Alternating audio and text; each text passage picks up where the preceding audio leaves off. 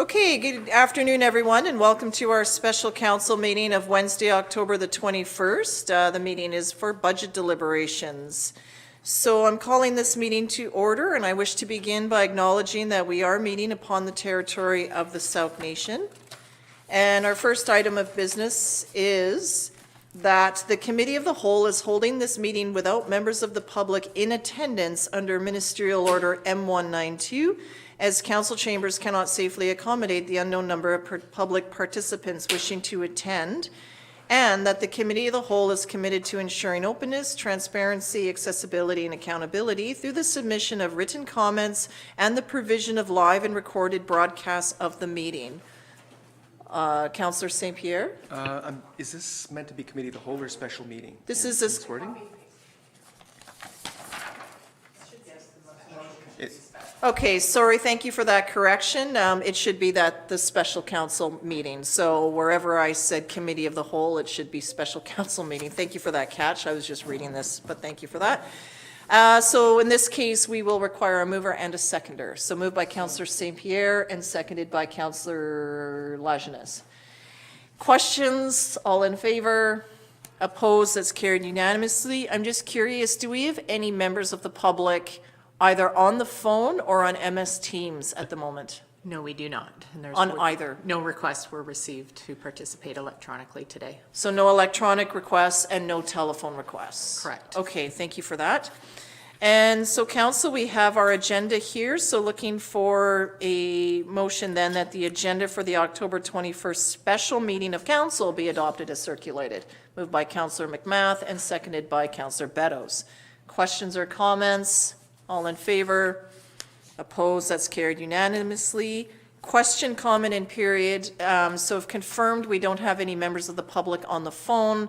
We don't have anyone on Teams. Is there any written submissions received?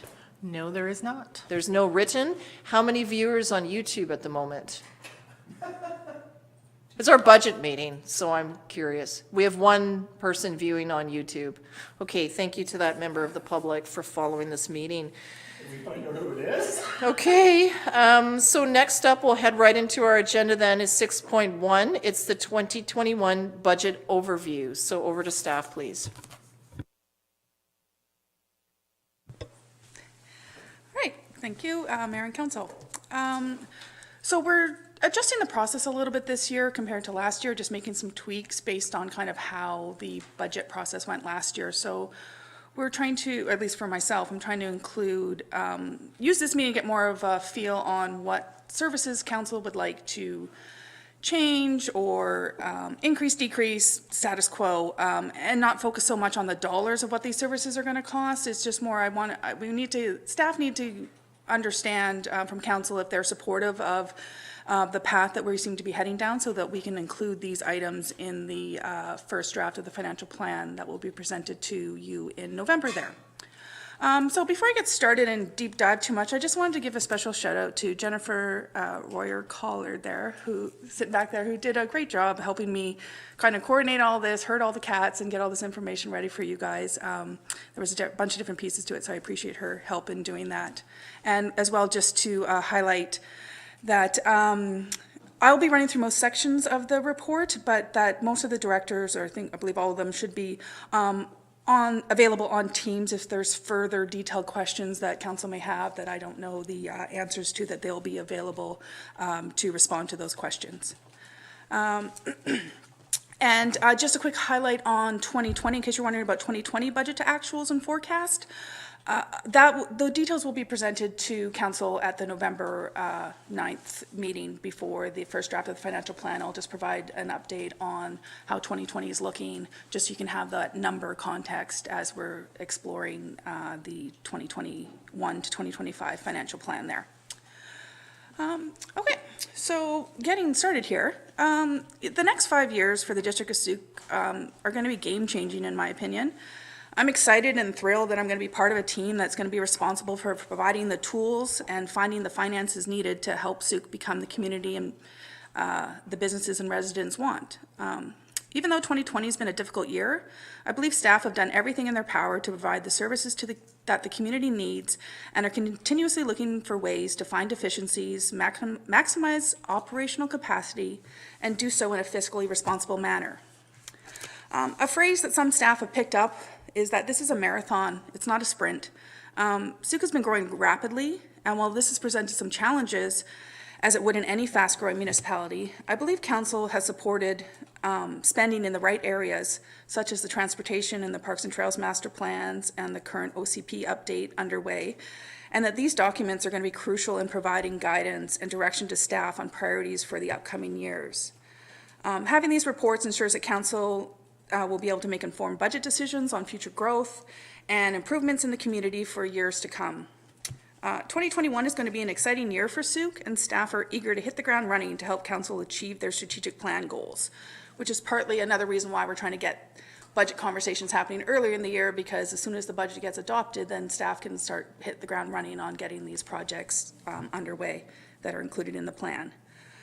And so as I briefly mentioned earlier, for today's meeting, I don't want to focus too much on how much any of these services changes potentially may cost, which seems weird from an accountant, but this meeting is really just about, I want Council to focus on the services provided when deciding whether to increase, decrease, or remain status quo with a service. And once I have the direction from Council on what changes you want to be incorporated in the next 5-year financial plan, it'll be my job to work with staff to fund these changes with the least amount of property tax increase for property owners as possible, and present that to you with the first draft of the 2021 to 2025 5-year financial plan in November. And so just a bit of context on developing the reports and information for today's meeting. Staff are kind of focused on 4 criteria for recommending any changes in the 2021 budget. And those were, of course, the main goal is achieving Council strategic plan goals.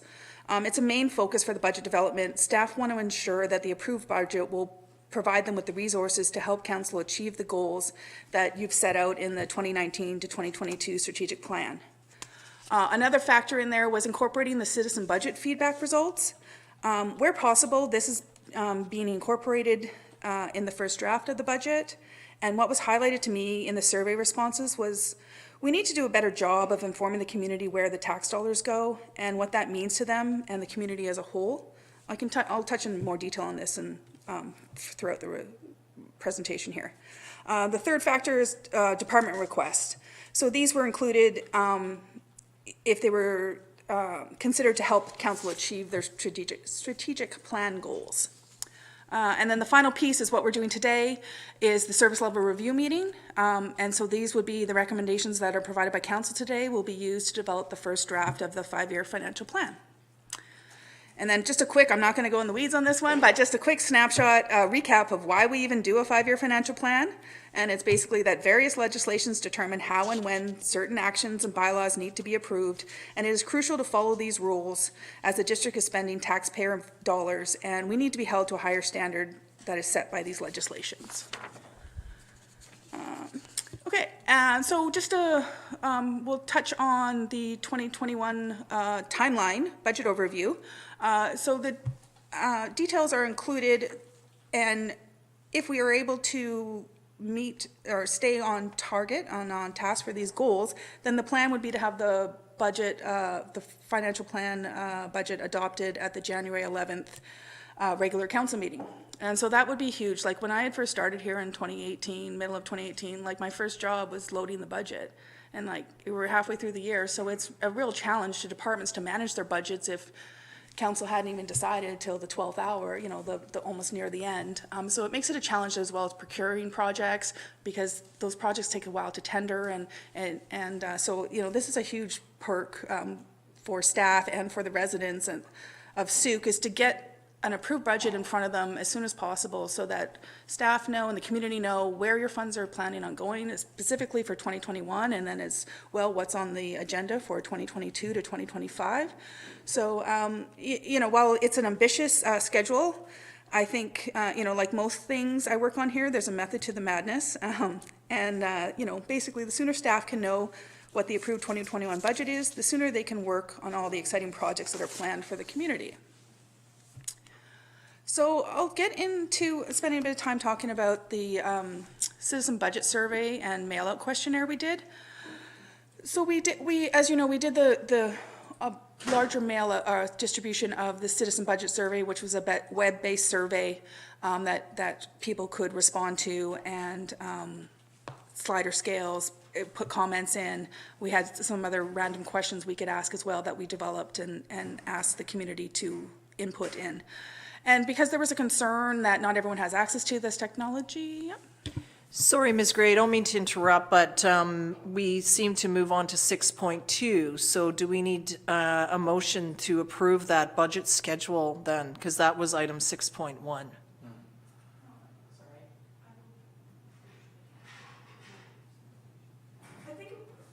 sorry, it was more just for information.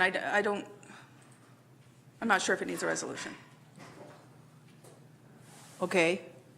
I just want to clarify, Yeah. because it says here that we have an overview of the process and a proposed schedule. So I was looking that 6.1 might be to approve that schedule, but I think that would be appropriate. If there's any issues with the schedule, it's best that we know that now. okay, just so that we can plan that. So if you don't mind, just Sure, to yeah, no, pause my there, and we'll apologies. look at the budget schedule then. Okay, Councillor Bateman? Yeah, I'll move acceptance of this budget schedule. Okay, so the budget schedule has been accepted by Councillor Bateman. Move acceptance seconded by Councillor Beddoes. Okay, so it's all here in front of us, noted in the calendars. Questions? Comments? Okay, all those in favor?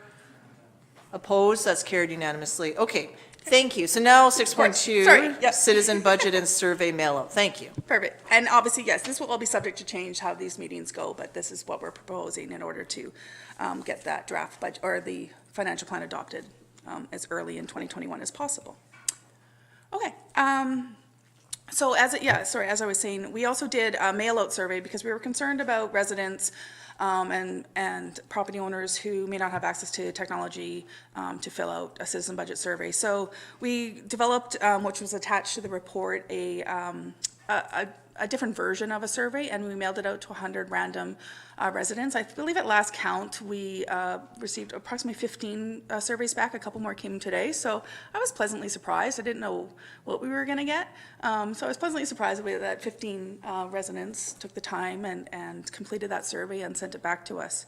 One of the goals for the citizen budget survey was to provide council with another input when deciding on what service level changes to make. While I'm happy that 408 people visited the site, less than 200 actually completed the survey. So definitely a goal for next year's survey will be to increase public participation. And another will be to take the lessons learned from this survey to make improvements on future versions. I believe staff knew, this was our first attempt at doing a full-blown survey like this. So there was a lot of avenues we could have gone down. So it was, the goal here was to put something in front of the public, see what the feedback is. Now we've gotten some feedback, so we can work with that and make improvements for future versions of this survey. And after seeing the results and comments, staff believe we have a better understanding of what information needs to be included in the survey, such as more specific on what services would need to be cut or could be added if a service level increase or decrease is voted on by the respondents to the survey. In hindsight, that was probably a little more vague, and I think we can definitely be more specific on that and provide different examples for future versions of this. As well, it highlighted the need for the district to provide more department-specific information to the community, which staff will work with our communications coordinator to roll out in 2021. As this was the first year rolling out this survey, there's definitely room for improvement, and going forward, I believe this will be a useful tool for council and staff to use to make decisions on future year service level changes. And just touching on, before I get into the comments a bit, just while individual department results were recommending a decrease, to most departments, staff feel that the comments provided contradict the results. And again, it highlights the need to ensure that we provide more detailed information on what the impact of a decrease in funding would mean to services provided. I.e., there was many comments from planning and around the plannings and operations departments. And, the most favored option included a 4% decrease in this department. However, when you read the comments, they were looking for more sidewalks and active transportation, which would be a challenge to accomplish if the department funding was decreased. So I think we just need to, we're going to work on better messaging on what this would mean and the impacts of that, and getting people better informed on the inputs that go into each department's budget and what a change in that input might mean for the community. And just before I discuss the comment themes a little more, I wanted to touch on a couple of the questions that were asked in the survey as well. So for the RCMP, we had a question from the RCMP. Brett requested a question be included just to see if the community is in support of additional RCMP staffing. Seems to be top of mind now in the community and just in the country as a whole, so seemed timely to do that. The results as shown in the survey was 55% of respondents would like to see some additional staffing, and I'll discuss that further in the department request section here.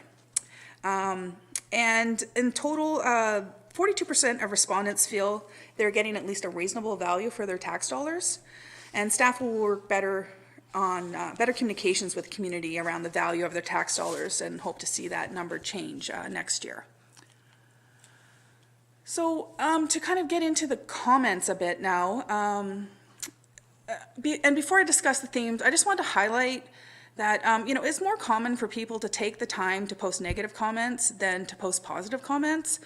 So just keep that in mind when, it seems like, and while you could argue the majority of the comments could be considered negative, there were some positive comments, and I just want to highlight those because I don't think we really highlighted them in the summary of the report there. So this one was for you, Mr. Beddoes. On the Mailout survey, there was an 80-year-old that responded to the survey that said they were housebound and they just appreciated the chance of doing the survey, and their general comment at the end was, "I think you're doing a great job." And that made all of us downstairs, just the way they wrote their whole survey was just that they took the time and they're, yeah. So, I thought that was really good. I just appreciate that. That was the whole purpose of why we did that survey, so that the older population in Sooke would have a chance to get their voice heard. And, they didn't have much to say in the whole survey, but just the fact that they took the time to do that, I just thought it was great. And I definitely thought of Mr. Beddoes, Councillor Beddoes, as that one came in. A couple of the comments, again, in the Mailout survey respondents was, council meetings are well managed, staff are always working to be friendly and helpful. A couple of the more positive comments in the citizen budget were, great opportunity to provide feedback, it's a great start, doing a good job focusing on hiring qualified personnel, and I think the town has never looked so good. I like that you're engaging the public with the survey, great and practical educational tool. So I just I don't think I highlighted those enough in the summary report there, so I just want to say it wasn't all bad. People definitely see that we're trying to make some attempts here to be better and do better going forward. So, but as far as the theme, so basically instead of kind of detail talking about every comment that we've received, staff kind of worked together and tried to put them into themes, because that's kind of how it, and so these are the themes that we kind of felt like most of the comments tied into. There was a general theme around staffing, concerns with the high turnover and high wages. And so just kind of, the further information we want to provide on that is that there's an exempt employee handbook, there's a CUPE union that we have to adhere to, as well as the IAF agreements that provide direction on salary levels for positions. And we're going to further highlight, that's one of the tasks, is to further highlight the value of ongoing professional development for staff and how that helps with staff retention and recruiting staff to come and work in our community. So we're definitely will work on that. Another theme was just around general financing, which was, do more with less. And this is hard to achieve with a growing community. However, staff feel that we have a better tools now in our toolbox to make more informed capital project decisions, and we will work to highlight these benefits in our increased communication throughout 2021. Fire equipment was another concern raised because, of course, the fire trucks are quite expensive, and you'll see further on in this report is the fire department has committed to doing a review of their vehicle replacement plan and the timing of that, so hopefully we can better manage and plan for the replacement of these trucks when they come due. And then the other theme was around the planning, development, and operations. Community wants better planned communities and more active transportation, which staff feel will be delivered now, can be delivered now through the recommendations included in the recently endorsed Parks and Trails and Transportation Master Plans. So that was kind of the theme of the comments. I don't know if you guys want to pause here and talk about any of the comments, or otherwise I can kind of carry on and we can have a more fulsome conversation at the service level review part of the meeting. Well, we should do them in sections. Okay. So that at this point here with 6.2, it is on the citizen budget and survey mail-out report for council to receive for information. So now would be the time for us to comment on what we've seen here. And it's a great way, I think, you know, at least we've provided an opportunity for members of the public to weigh in and to sort of say what they wanted to. I note that obviously for good reason, some names have been redacted where appropriate, so that would be the only sort of filter that we've needed to apply to this.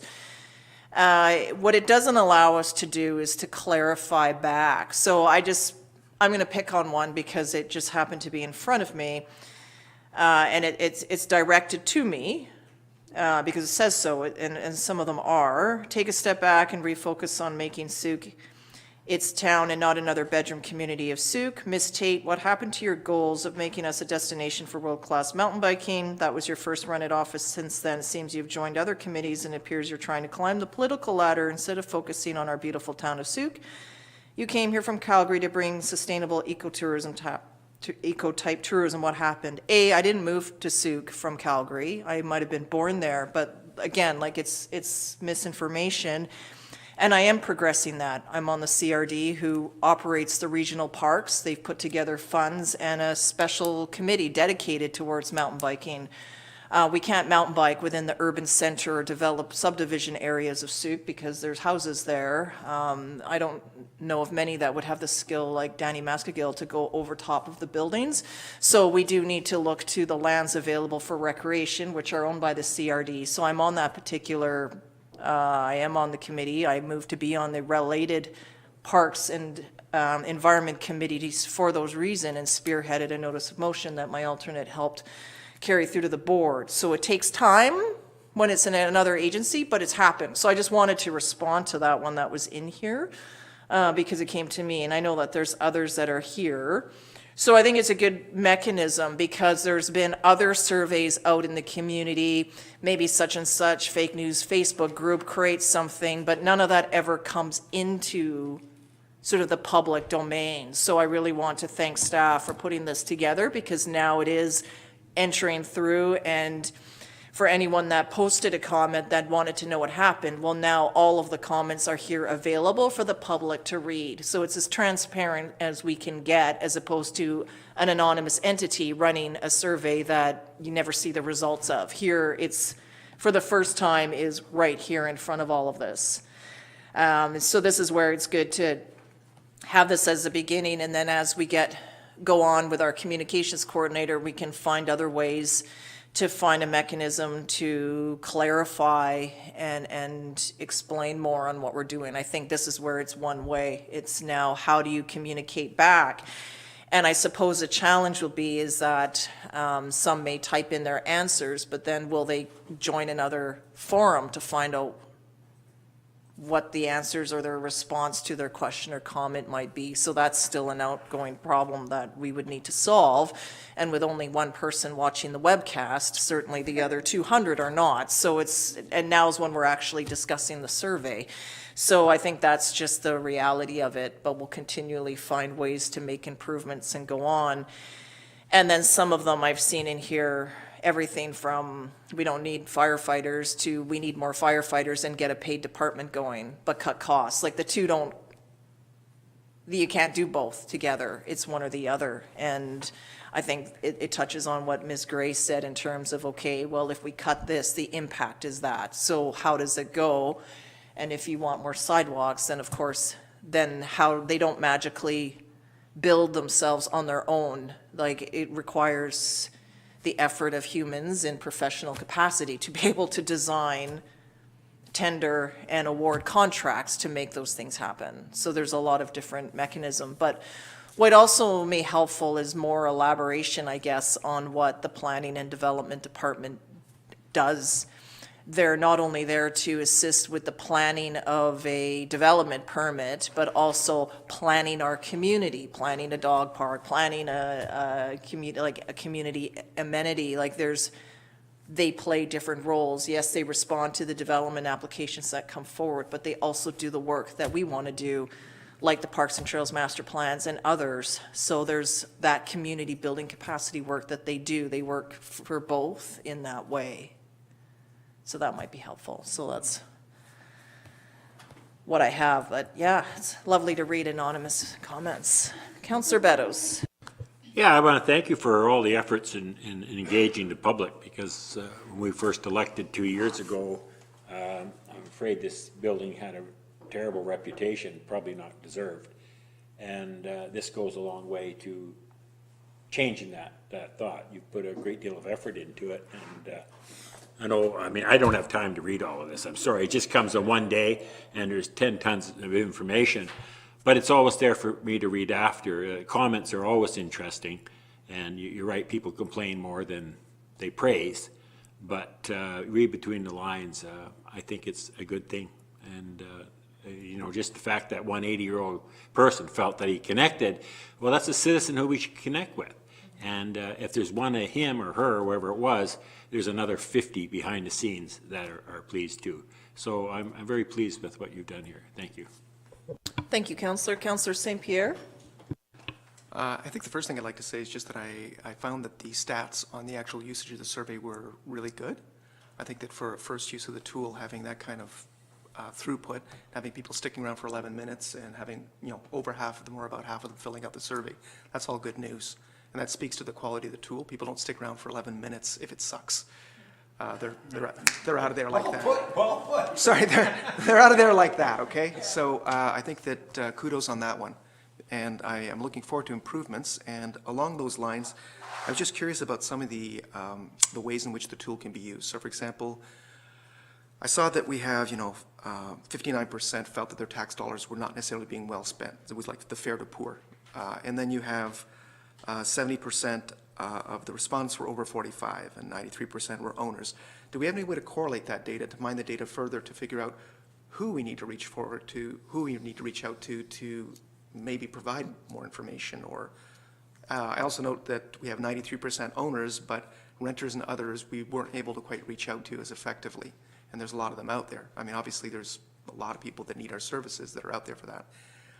The other question that I had in terms of how we might be reaching out to the public, I find that capital projects are obviously, in your face. People notice when they don't have sidewalks, but they don't notice if their house isn't burning that they don't have a fire department. They often don't notice all the services that are needed, but that they don't necessarily always need all the time. And so I feel like there's a need to somehow reach out and ask them, so what would you consider good value? So does the survey actually get into that? Because they're saying we get poor value, but what would you consider good value? Do you need to see sidewalks? Do you need to see bridges? Do you need to see stuff physically? Or do you need better turnaround on your request? Because that's service versus, in-your-face capital project. And I'd be really curious as to what they would consider good, because I don't know from this information. And I don't know if you do or not, or if the information was there. Well, through your worship, just to kind of answer that a bit. Well, first off, just say we could have had the opportunity to respond to comments, but we just chose not to at this stage, because then you get into, we were concerned about getting into this he said, she said thing. So for the first round, we definitely felt like, let's just let the public say their piece, and we will take that information into consideration, and then make a decision on if that's how we want to respond, if we want to respond to individual comments going forward. Just as an aside to that. So for the survey, it's definitely customizable. Like, we can create whatever questions, provide whatever information we want in there. So like for, like the sliding scale kind of department ones, we can modify any of the information in there. So I believe, that will always kind of be there. But then as far as the back end questions, we can create whatever kind of questions and provide whatever information we want in that section of it. We're using, I believe, the same software for the the building bylaw survey that's going on right now. So it's definitely customizable to include further information or further details, different probing questions. And so definitely I'll be working with our communication coordinator closely if council supports doing a new version of this next year, to better message those questions and maybe even do something earlier in the year to kind of just gauge some community interest and pose some questions. It's the dance between leaving it completely open-ended, but also maybe giving people some ideas to chew around, kind of like what I'm doing today is giving you guys some ideas to consider and then see where the conversation goes.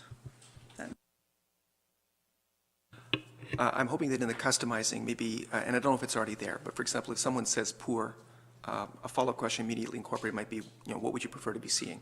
What would actually make it good? What do you want to see that's good?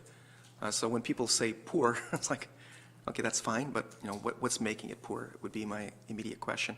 And I guess the question still remains to me whether or not the software allows you to track the answers. So for example, this person who responded this way, were they also of this particular age demographic, and were they a homeowner, or who do we reach out to?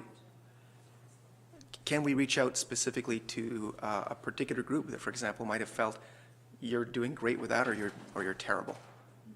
Because I don't know if that's possible using the software, but I think it'd be interesting to find out. Through your worship, I'm not 100% sure, but we'll look into that and find out. All the data is there behind the scenes, so I would assume it's just a matter of telling it pick these fields and tell us what this report says. So it may just be a matter of just building a custom report. This was kind of the canned report that they give you at the end of the session. So I'm sure we can look into those options and see if we're able to do that. Yeah. Councillor Bateman. Okay.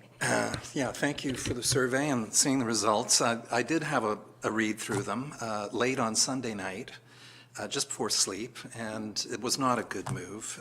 Because, of course, in these things, one glosses over all the positive comments, of which there are quite a good number, and focus in on statements like too many staff doing what, the parks are disgusting, there's a number of other items. And so I lay there thinking about that for a while, and the next day started to develop a little perspective, the recognition that this is about 200 people shared their views, and of course we're seeing individual views repeated over the course of these questions. Those 200 represent about 2% of the 11,000 adults in Souk over the age of 18. So that's important. And then I remembered back to this quote that was given to us at the first Local Government Leadership Academy in Parksville. And it's a quote from a Republican, Senator Bill Bullard. Opinion is really the lowest form of human knowledge. It requires no accountability, no understanding. The highest form of knowledge is empathy, for it requires us to suspend our egos and live in another's world. So, in trying to find some empathy for these are legitimate tax-paying citizens who are sharing their views, and yeah, I can understand how some people think that the bureaucracy perhaps is out of control, that it's all fat cats and short weeks and long holidays and union salaries and ATCO trailers, and it's the whole package. And I've never been in a union contract, so I get it. It's how things work in this world of local governments. So having said that, and seeing, as Councillor St. Pierre pointed out, that 59% of respondents said poor or fair on value for your tax dollars, I really think it's important for everyone to go to the website, use the property tax tool to show exactly where their dollars are going, and I'm sure our communications coordinator will get that link out, because it is very clear that there are all these, as again Councillor St. Pierre says, things are going on that we take absolutely for granted, but without them we'd be in some dire straits. And I guess my one question was over to page 65 of the agenda, and that was a question, biggest areas of priority, and that's number 6, biggest areas of priority. I was curious to know the results of that, or did I miss that somewhere? Top 3 topics from the list. Through your worship, it was a little bit all over the map in the responses. The Excel spreadsheet is the responses that we received. I believe it should be the next page Oh, I thought after those were that the, one. Those weren't the citizen write-in. budget. Yeah, those would be, it's a little harder to read. I appreciate that. Those are the responses to the survey Oh, this, questions. okay, The this is Mailout the survey write-in. questions. Okay, got it. So, fair yeah, enough. so again, it was another, this was just an attempt to do that. So I think we can just definitely do that better next year and put more descriptors of what that means. Mm-hmm. When you take, that's more important to me, so that you actually understand what you're responding there. So Yeah. there wasn't, I don't believe there was a consistent theme to the rankings of the 12 or so people that responded. Okay. One Thank person you. said finance was the most important. I'll add that. I heard my name mentioned. No, I Okay. just was commenting, I wish I had a paper copy trying to read it on this. Yeah, well, that's tough. Okay. Anything else? So at this point for item 6.2 is that council receives the citizen budget and survey mailout report for information. Moved by Councillor Beto, seconded by Councillor McMath. Any further discussion or comments? Mr. McInnes, yep. Maybe for context, Your Worship, the way I see this is, we're never going to distill our community down to one set of values, one homogeneous set of values that everyone agrees on. So for me, the importance of this is for council to use this, much like your administration uses the service level review with you. We come to you and we ask you, where would you like to see services increased or decreased? Is there something that we're not doing now that we should consider doing? Is there something that we're doing that doesn't make any more sense and we should stop doing that? And I think for council, you are the arbiters of all this information, and we look to you to make that final decision. And I think that this tool is something that can really help you when we come to you every year with the service level review. So just a little bit of context, and I see that that's the biggest utility of continuing to improve this. It's a tool for council to rely on when we come to you with service level reviews that lead into the budget. Okay, Councillor St. Pierre?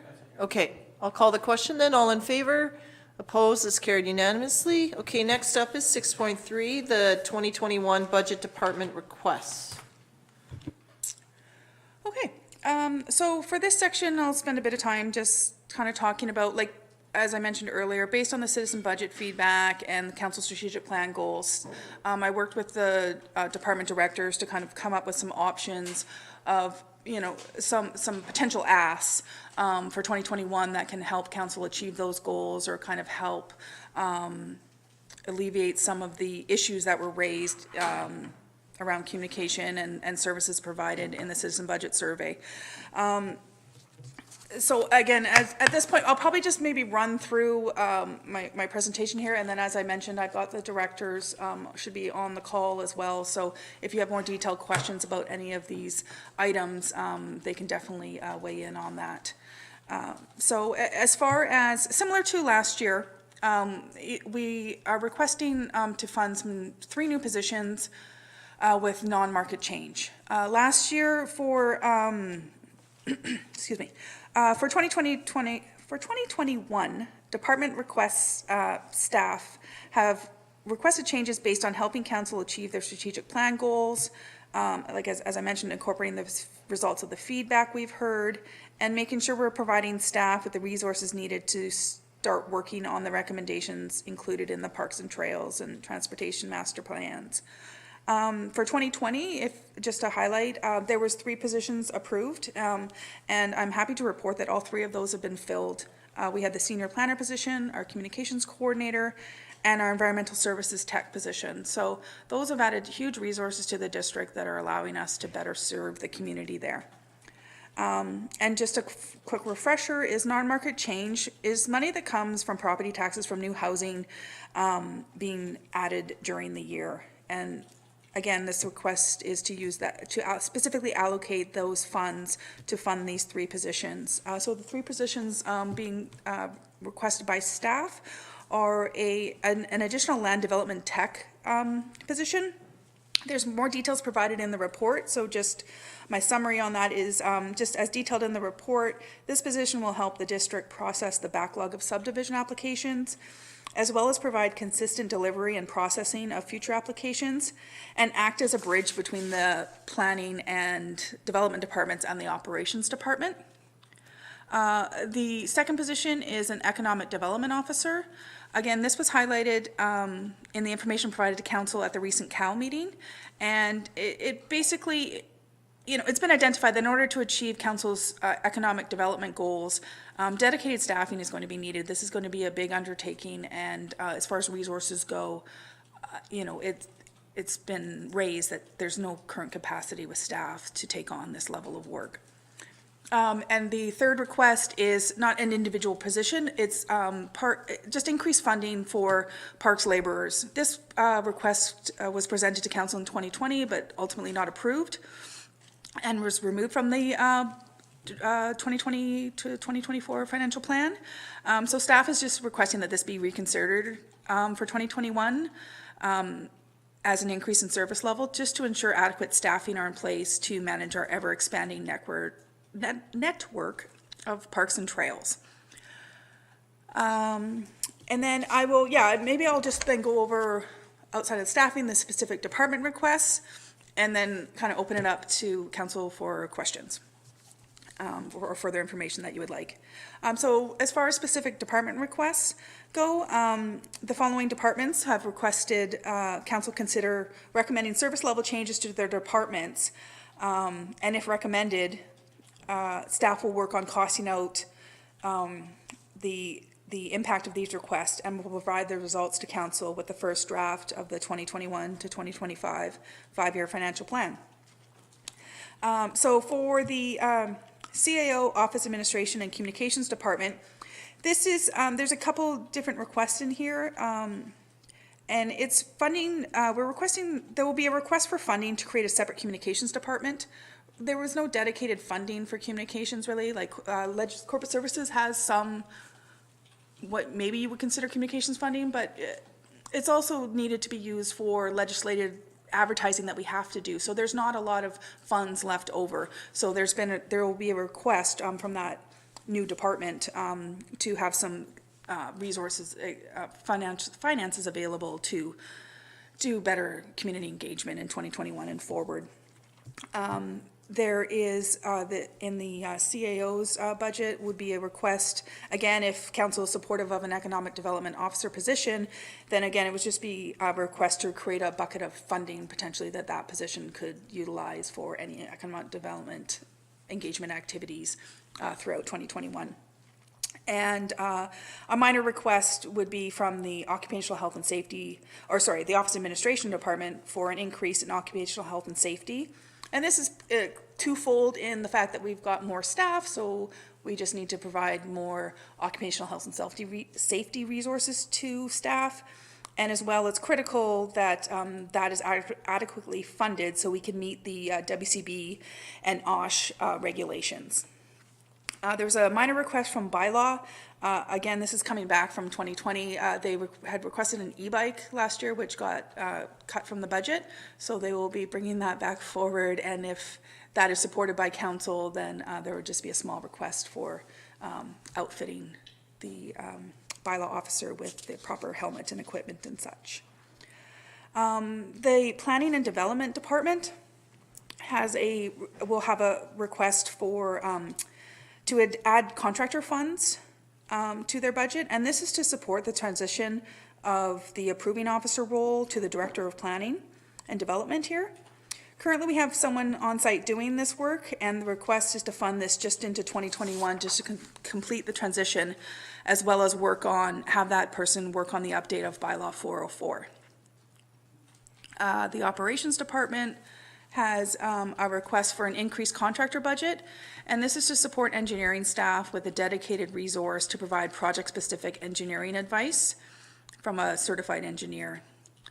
As I mentioned previously in the citizen budget section, the community safety, the additional RCMP officer is requested for 2022. The approval process for this takes about a year, so staff just want to confirm if council is in support of this request. And if so, we can include that in the budget, and if that's if that gets included in the adopted budget, then the RCMP can start the process to get the approval in place and get a new officer started, most likely in 2022. A couple minor for the fire department. Again, as highlighted in the citizen budget comments, there's concern about the cost of the fire equipment. So the fire chief and deputy fire chief have committed to, reviewing the asset replacement plan, and they just anticipate that they will need some further funds for vehicle maintenance and the volunteer mechanic budget that got added last year, just to increase to that budget, just to kind of help extend the life of the current fire equipment that we have. And as well, they will be requesting council consider funding for a fire master plan. This was another item that was asked for last year, and it just due to COVID and everything was not considered in the approved budget. And because that will basically help set the stage for future changes in the fire department, and give us, similar to the transportation and parks and trails master plans, just give us another document that will provide some more insight onto how the fire department can grow going forward, and just give us another tool to use in our ongoing planning. As well, there's a request to increase the relief worker budget. And this is requested just to help offset the cost of the overtime and vacation payouts that are still occurring in the fire department. And then just a couple more things to get through here, and then we can kind of open it up for further conversation. Sewer operations, again, master plan is the buzzword of the year. So obviously sewer is a critical infrastructure for Souk and a growing community. So this was identified when we, last year, I believe council should remember, we applied for the sewer expansion grant. And that was identified at the time as this is a missing piece for us, for the district to be successful in even other grant opportunities, is you should have a master plan in place. So that department's just requesting that council support, including some funding for that item in the first version of the draft financial plan there. And that will basically provide a guideline and model planning tool for the sustainability of the district's wastewater system. And then as far as capital goes, I didn't want to get into the weeds of all the regular, like we buy some more laptops projects, but I just wanted to highlight, as I highlighted in the report, some of the capital projects that staff have talked amongst themselves and prioritized from the transportation and parks and trails master plans. And this was more, I don't necessarily expect you guys to debate maybe all of these. It was just if there was other projects that you felt maybe should be a priority for 2021, I would just hopefully like to open that conversation up, and we've got the staff on the phone here that can kind of speak to that further, because I know staff spend a lot of time prioritizing, and some things have to go in certain orders. So it was just in case you guys had other projects that were piquing your interest on that plan, I'll just give you a window here to discuss that with staff and kind of confirm why those certain projects were prioritized. But the details of that and some other capital projects will be provided with the first draft of the financial plan.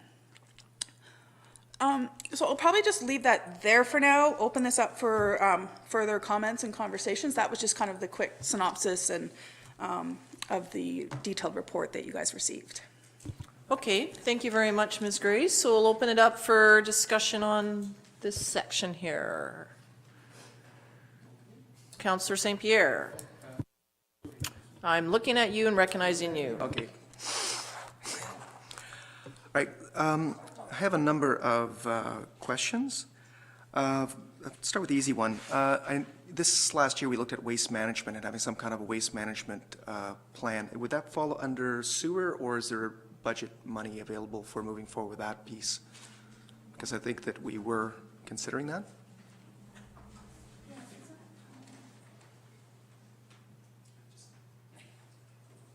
Or would that just be under regular operations? Is there extra funding required for that particular work? I guess is my question. I believe, and I'll refer to Mr. Carter if he can provide more info on that, but I believe that's tying into the goal 2, which is a now action of developing a solid waste management strategy. Yes. So that's Any of those now actions are supposed to be coming forward to council prior to the end of the year. But if Mr. Carter's on the line, maybe he can speak to that a little clearer. I'm not quite sure what that's going to entail, but further information should be provided to council this year Okay. on that and what that may mean. Okay, and the other question was around the recommended hires, the land development technician, the economic development officer, and the park staffing. I was curious about that because in terms of our strat plan, I don't, and I'm looking at the rationale, I've heard what you had to say, but I'm not sure where the land development technician fits in terms of our strat plan. Obviously, it fits in terms of services and allowing better efficiencies within district operations. But in terms of our actual goals, right now, for example, we had our meeting of the Climate Action Committee last night, and it was clear that without someone to actually coordinate staff activities, there's a large number of recommendations that will be handled by staff, but we need some coordination. And that's actually something that is in our strat plan. And when I look at trying to make decisions in terms of staffing, and I know that you guys are doing great work on that, I would look at things like what's our return on investment on a staff position, and what's the cost of delaying on that particular staff position.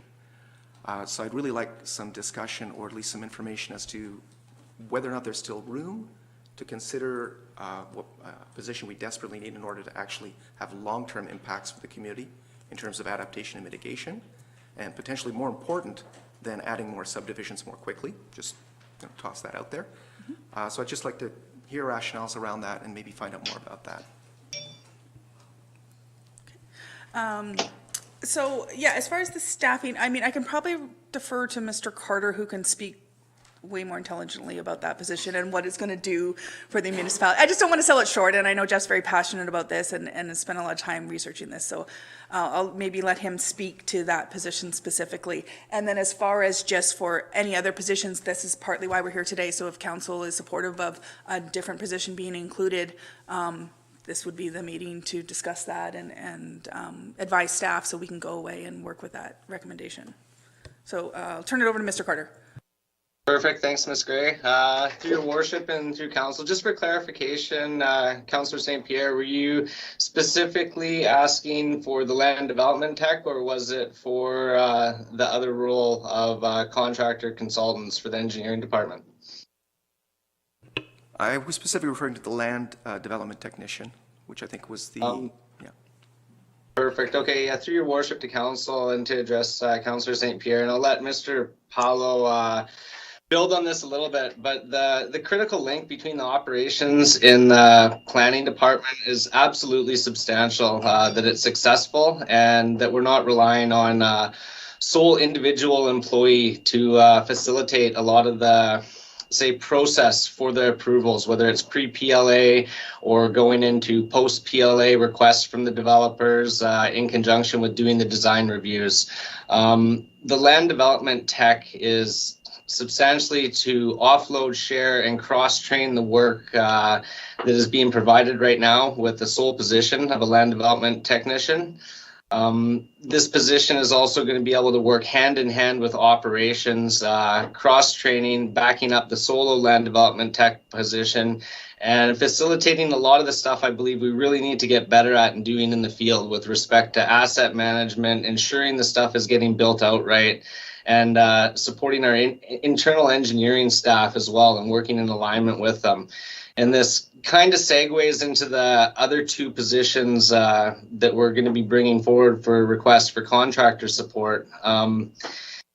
Dealing with contractor support and engineering consultants, I do agree it is it can be expensive, but I believe it's an absolute necessity for us to be successful going forward.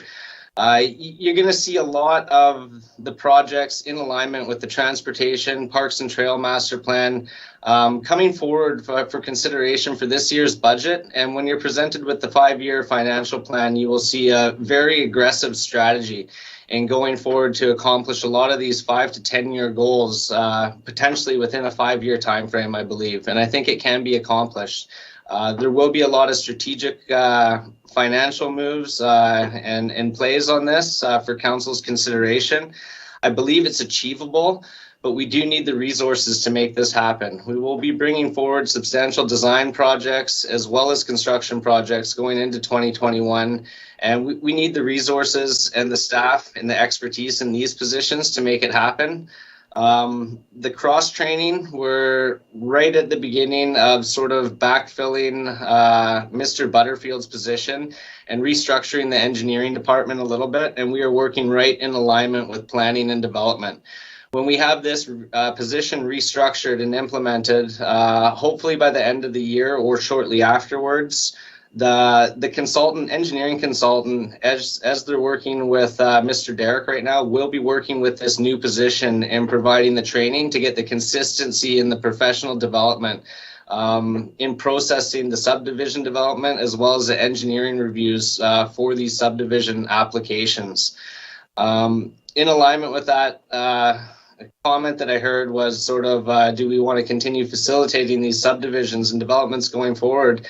And I believe so, as long as it's in a healthy way, that we're being addressing it in the right aspect. Right now, we're going through extensive model exercises with our consultants to ensure that we are going to be playing at healthy capacity levels in our system. And more information will be brought forward to this to you guys at a later date. But I can assure you these asks will get us the support that we need to deliver on a lot of the infrastructure projects that are in alignment with your master plans. Thank you very much, Mr. Carter. I just have a couple of follow-up comments and questions. One of the big things that you've been alluding to is the transportation master plan, the need to actually develop better capacity so that when these subdivisions come in, we can actually deal with the additional traffic. And it sounds to me like what you're looking at is a coordinating position so that everyone can work well together to make sure that flows smoothly. Is that accurate, or? That's correct. Okay, just trying to clarify. One of my concerns, obviously, just in terms of the climate action piece, is that we also need an aggressive plan in 5 to 10 years to keep us below 1.5 degrees. Otherwise, we could be looking at more wildfires, more wide-ranging effects that could severely impact all of us. And a stitch in time definitely saves 9. So again, I'm back to a kind of a return on investment, and I don't want to pick on the land survey tech because I don't think that's appropriate, but I am looking at how soon we can actually develop capacity within staff to actually take on these things aggressively and in a way that's actually appropriate in terms of our needs. So, and it's not necessarily a question directly to you, but perhaps to all of staff and all of council at the same time. I'm just concerned that right now we're looking, I believe economic development absolutely critical. That keeps people off the highways in our community, gives a better tax base, allows us to do more things, absolutely. Not quite as tight on the land development tech, but I also see the need. But I think that we really need to look carefully at what positions we're going to fund in terms of when they have to happen. And I'd like that to be front and center as we're doing this. Okay, so next up is Councillor Bateman, then McMath. Okay, so yeah, I'll just stick to this opening section, and I'll have further questions as we move forward. It'd be good to do this in a structured way, but just, I note that the land development technician, or applications administrator, I believe is another phrase for it, was priority number 4 on the organizational chart that our new CAO produced last year. So we filled the first 3 priorities, number 4 is coming, so that's great. And if indeed we can cut through this backlog of subdivision applications and other permits, that would be great, because that just keeps coming up. And the community, I see it's Economic Development Officer or Community Economic Development Officer is absolutely critical to support the new committee. And parks laborers, I guess we nipped that in the bud last year. And yeah, I don't have an opinion on that until, I guess we'll see costing on all these issues. And in terms of Councillor St. Pierre, I did attend the Climate Action Committee last night as a witness, and yes, they're keen to see some support, and perhaps at the review of this organizational chart. I don't know if that's in your plan. It's a living document, I'm sure. Is there an opportunity to get that position into the structure as an aspirational piece, if not this year, next year. I know our climate plan is a next priority in our action plan, and therefore it would be good to see some solid evidence of that commitment.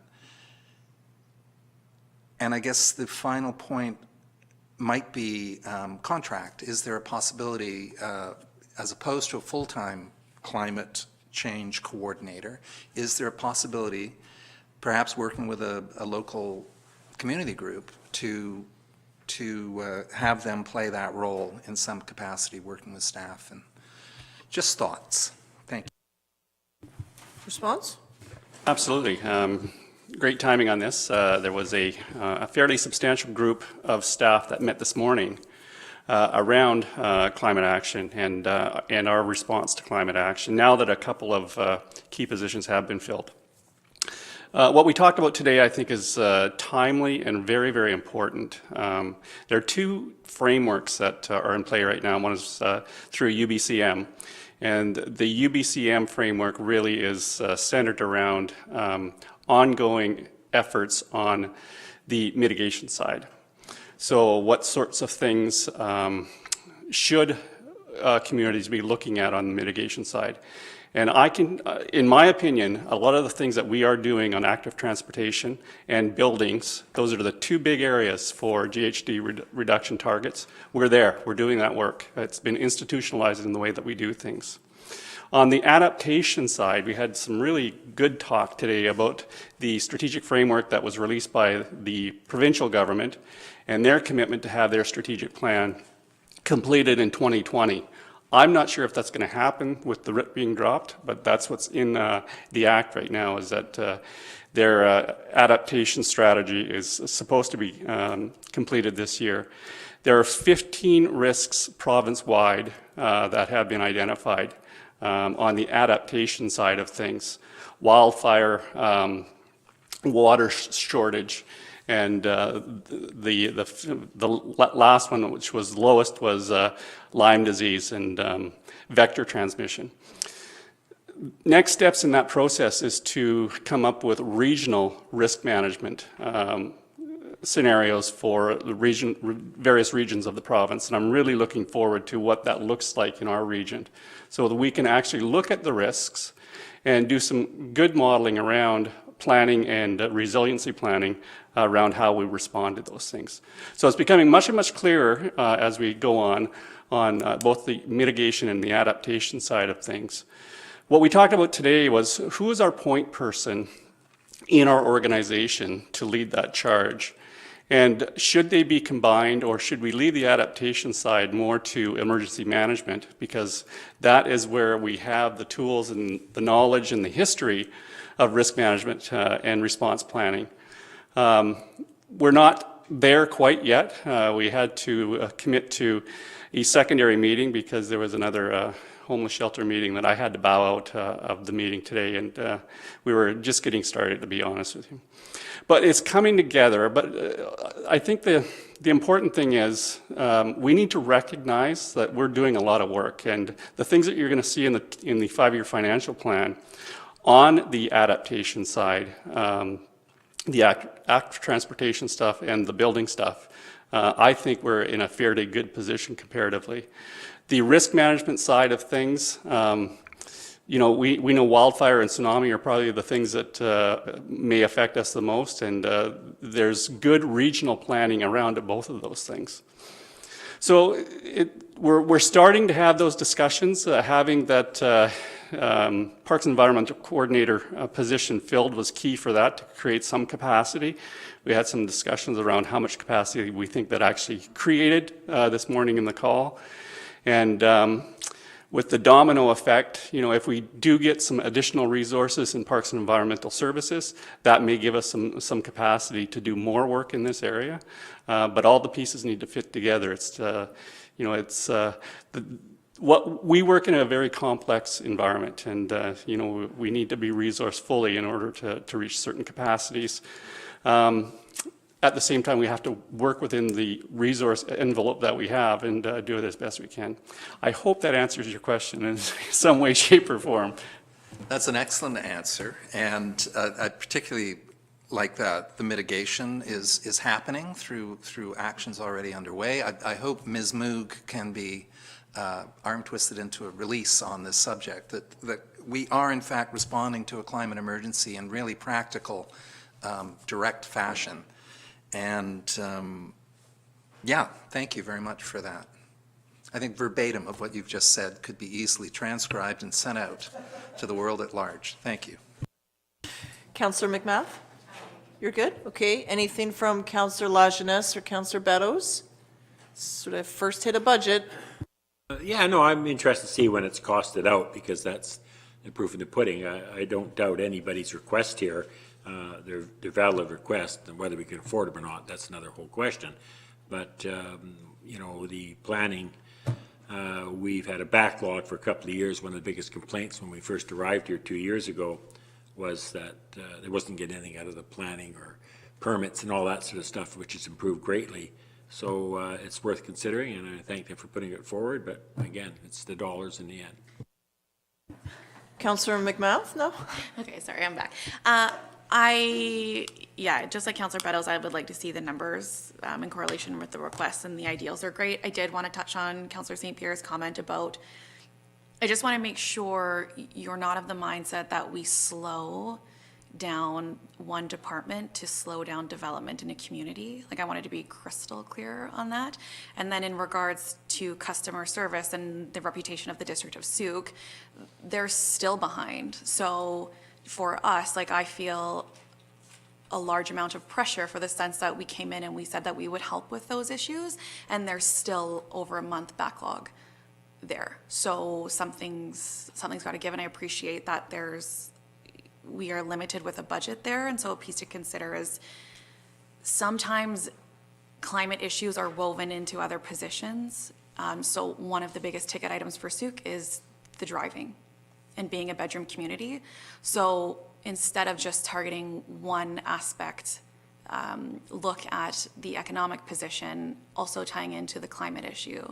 So if we start collecting commercial business that stays in Sauk, that contributes to the climate. So just wanted to make sure that we were looking at it from a bigger perspective rather just honing in on one piece. And I had another piece, but I have forgotten it, and I'll come back to it. Okay. Councillor Lajeunesse, any comment? You're good? Okay. So I'll just add that I appreciate staff's work on this. It all really ties in together. When we first came in, the building permits were the ones that were really stuck. So then it was the case of getting sorted on the building permits. So every staff member together worked to address that. Then it was the case of getting the development permits sorted out. So then we're shifting on that. And then we have a pandemic that now how do we keep our operations going? So now we're sort of living and working with the pandemic. I don't want to say that we're normalizing, because I don't feel that we're there yet. It's just we're living in COVID times now and finding another way to continue to deliver services. But it's always been through the conversations that I've had with staff, both current staff and previous staff, it was always the case of needing or identifying a certain position.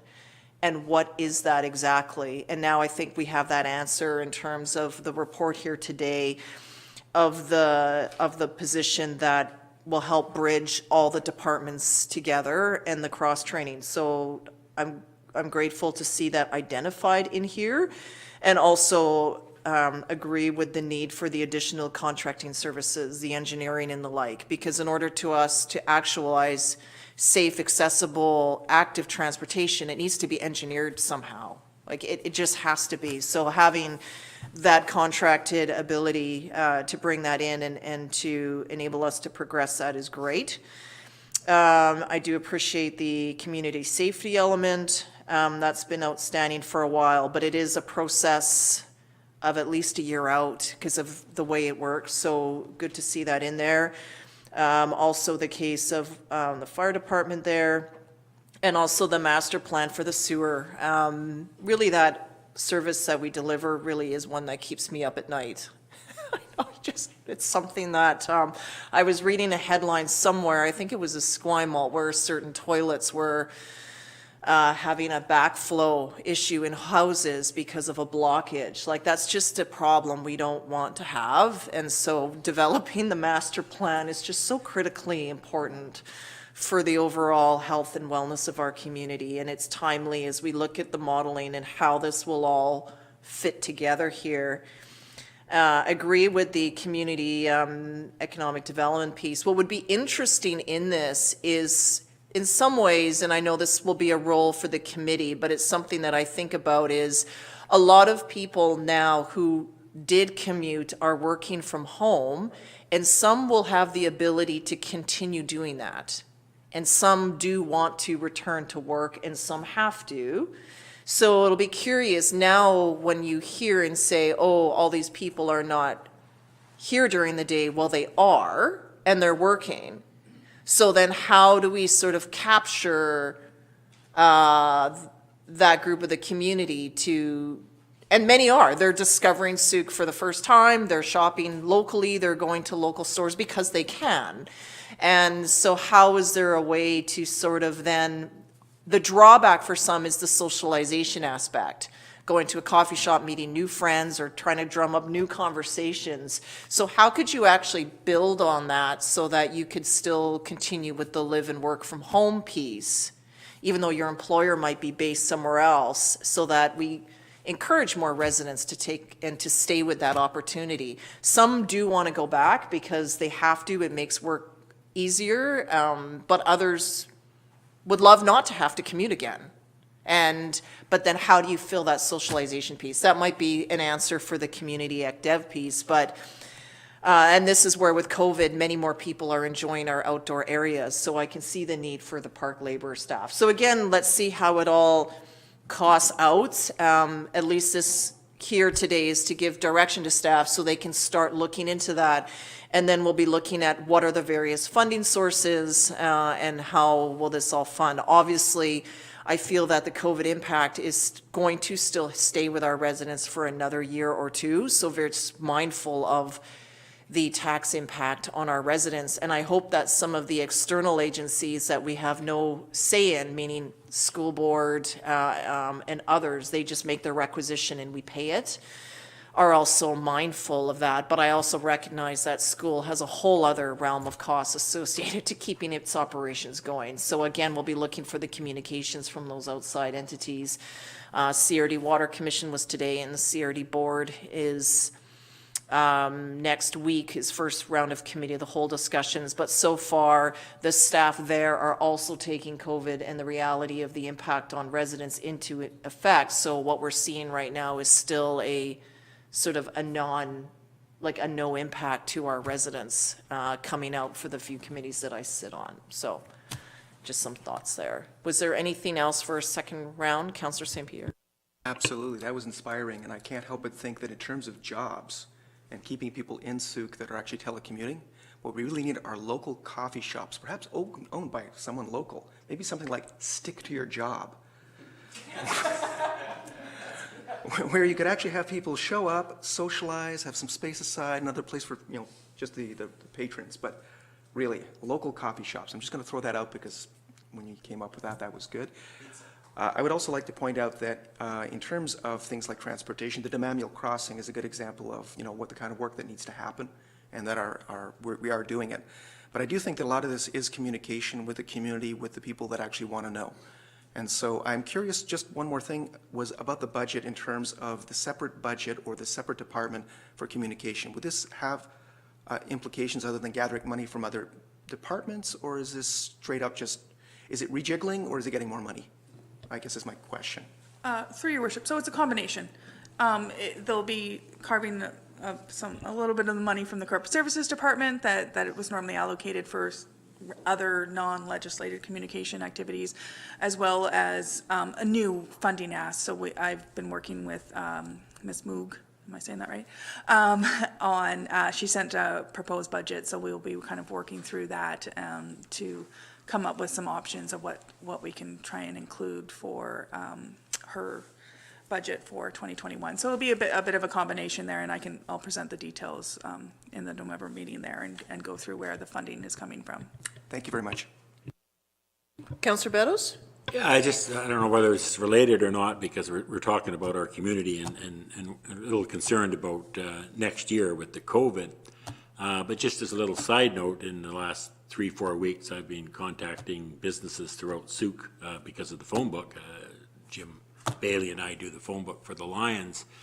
And I must say, I'm just absolutely blown away about the resilience of some of our businesses, how they've adapted, and some have prospered, some have maintained they're doing fine, and I was expecting a large number of cancellations this year, and surprisingly, not many. There are a few that didn't make it, but I just encourage us to, meet the community halfway. I like the idea that we allowed them to be out on patios and things like that. So we have a pretty solid community here when it comes to dealing with situations. I'm just amazed that they've adapted as well as they have. Just a side note, that's talking to people on the phone, and the friendliness and the understanding that we're in it together just came through loud and clear. There was no hostilities or, God damn it, I'm starving to death here. Everybody was there focused on trying to make this work in this time. So that was refreshing to me as a member of the community that they're out there slugging away, and it's our job to help them. So just a little comment. Mr. McInnes? Thank you, Worship. I just want to try and assist you with sleeping well for the rest of the week. If you look on the screen, PB on the screen is our new wastewater manager, Paul Bohemier. Paul, do you have a video? Can you turn your camera on and say hello? Hello. I do have a camera. It's my third day here, so don't expect too much in the first meeting. But yeah, I do have some ideas. I wrote some notes on that for where you're having the blockages. That's actually not that big or rare of an issue when it comes to water and waste. And I'll talk more to Jeff about that tomorrow. We have a meeting. We'll just see where we end up with our budgets, what we can do. But yeah, I know Jeff has a lot of good ideas for ways to fix that. So it's a pleasure to meet you guys. Yeah, if you have any questions, go ahead and ask. Excellent, Paul. And yeah, we'll have Jeff do a formal welcome to you and give some background to council members at our regular meeting on Monday. But welcome to Sue. Oh, I'm glad to be here, guys. It snowed in Winnipeg, because where I'm from, so it's good to be here.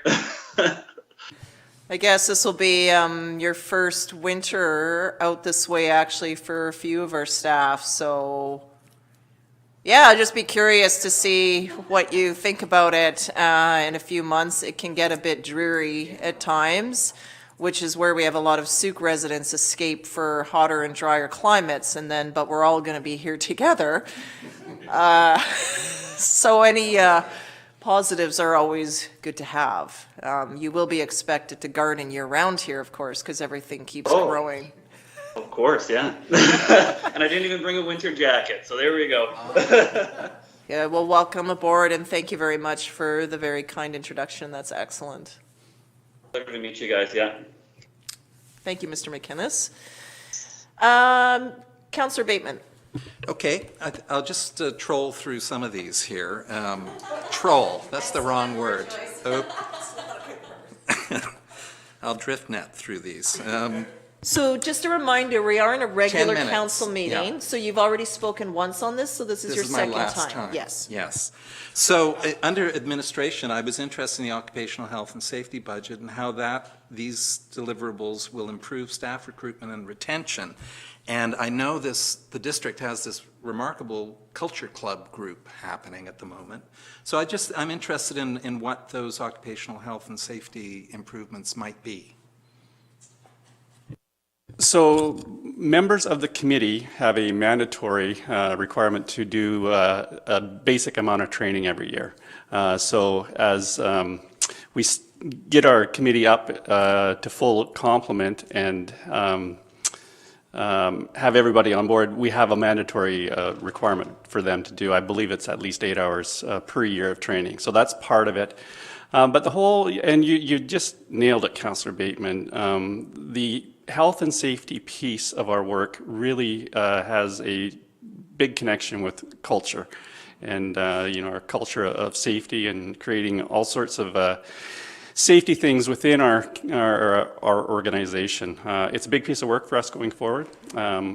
Feeling safe in our work is a major piece of creating the type of culture that lends itself to good recruitment, good retention of good staff. Thank you.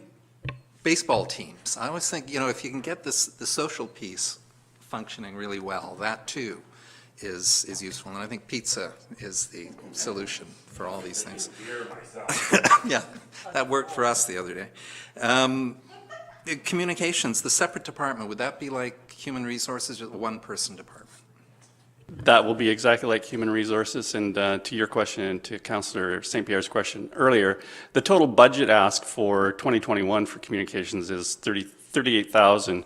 But there's a bunch of collateral that has to be met, so that budget goes from $38,000 in year 1 to $25,000 in year 5 of the five-year financial plan. So as Ms. Gray alluded to, most of that, including the $13,000 line item for print material, that will be reallocated from other places right now. So the overall hit will not be that significant to the organization.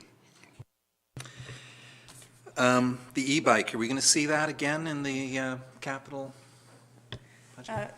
Through your worship, yes, there's a request from the pilot department to That's right. have council reconsider an e-bike. Yeah. That most likely would get funded with the Climate Action Reserve Fund that we receive every year. Okay. And just to be clear, that idea emerge out of council initially last year? Correct. Okay, good. Now, the approving officer, this is Jeff Mitten, is that correct? And this very skilled veteran character will be able to stay as his duties are transferred to Mr. Paolo. That's correct. Yes, could end up being Mr. Carter. Okay. The three of us, actually the four of us, including Mr. Mitten, were in the first of 3 approving officer webinars that were put on by LGMA yesterday, and there's 2 more over the next few days here.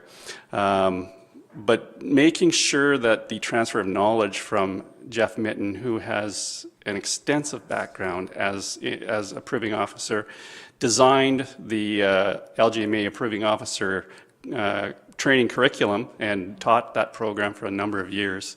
Making sure that we take advantage and transfer that knowledge is a big part of that ask in the 2021 budget, absolutely.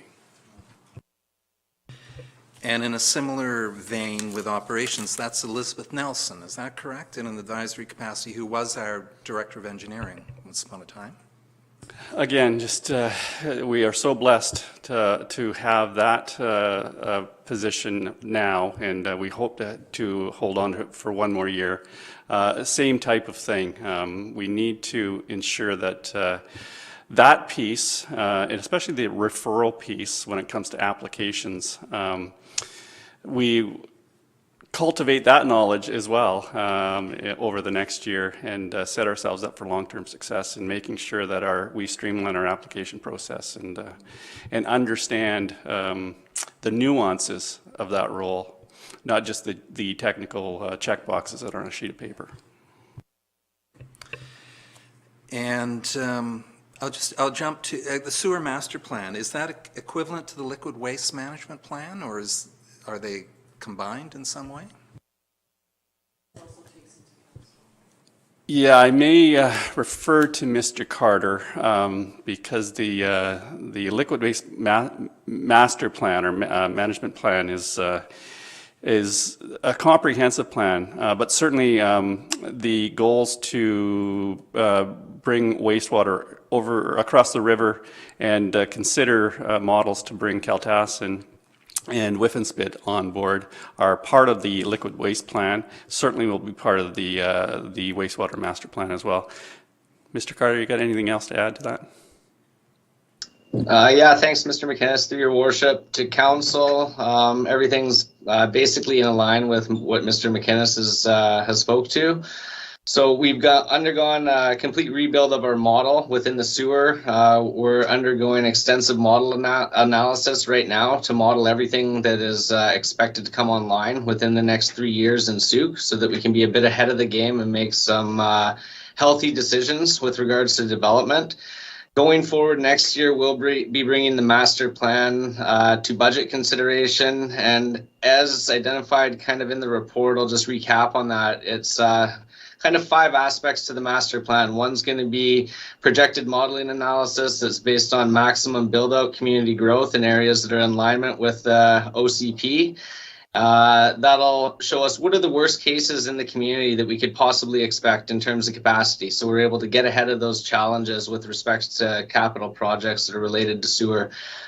Second key piece of it will be feasibility studies that are in alignment with the liquid waste management plan. These will include the 2 key areas of Kaltassin and Whiff and Spit.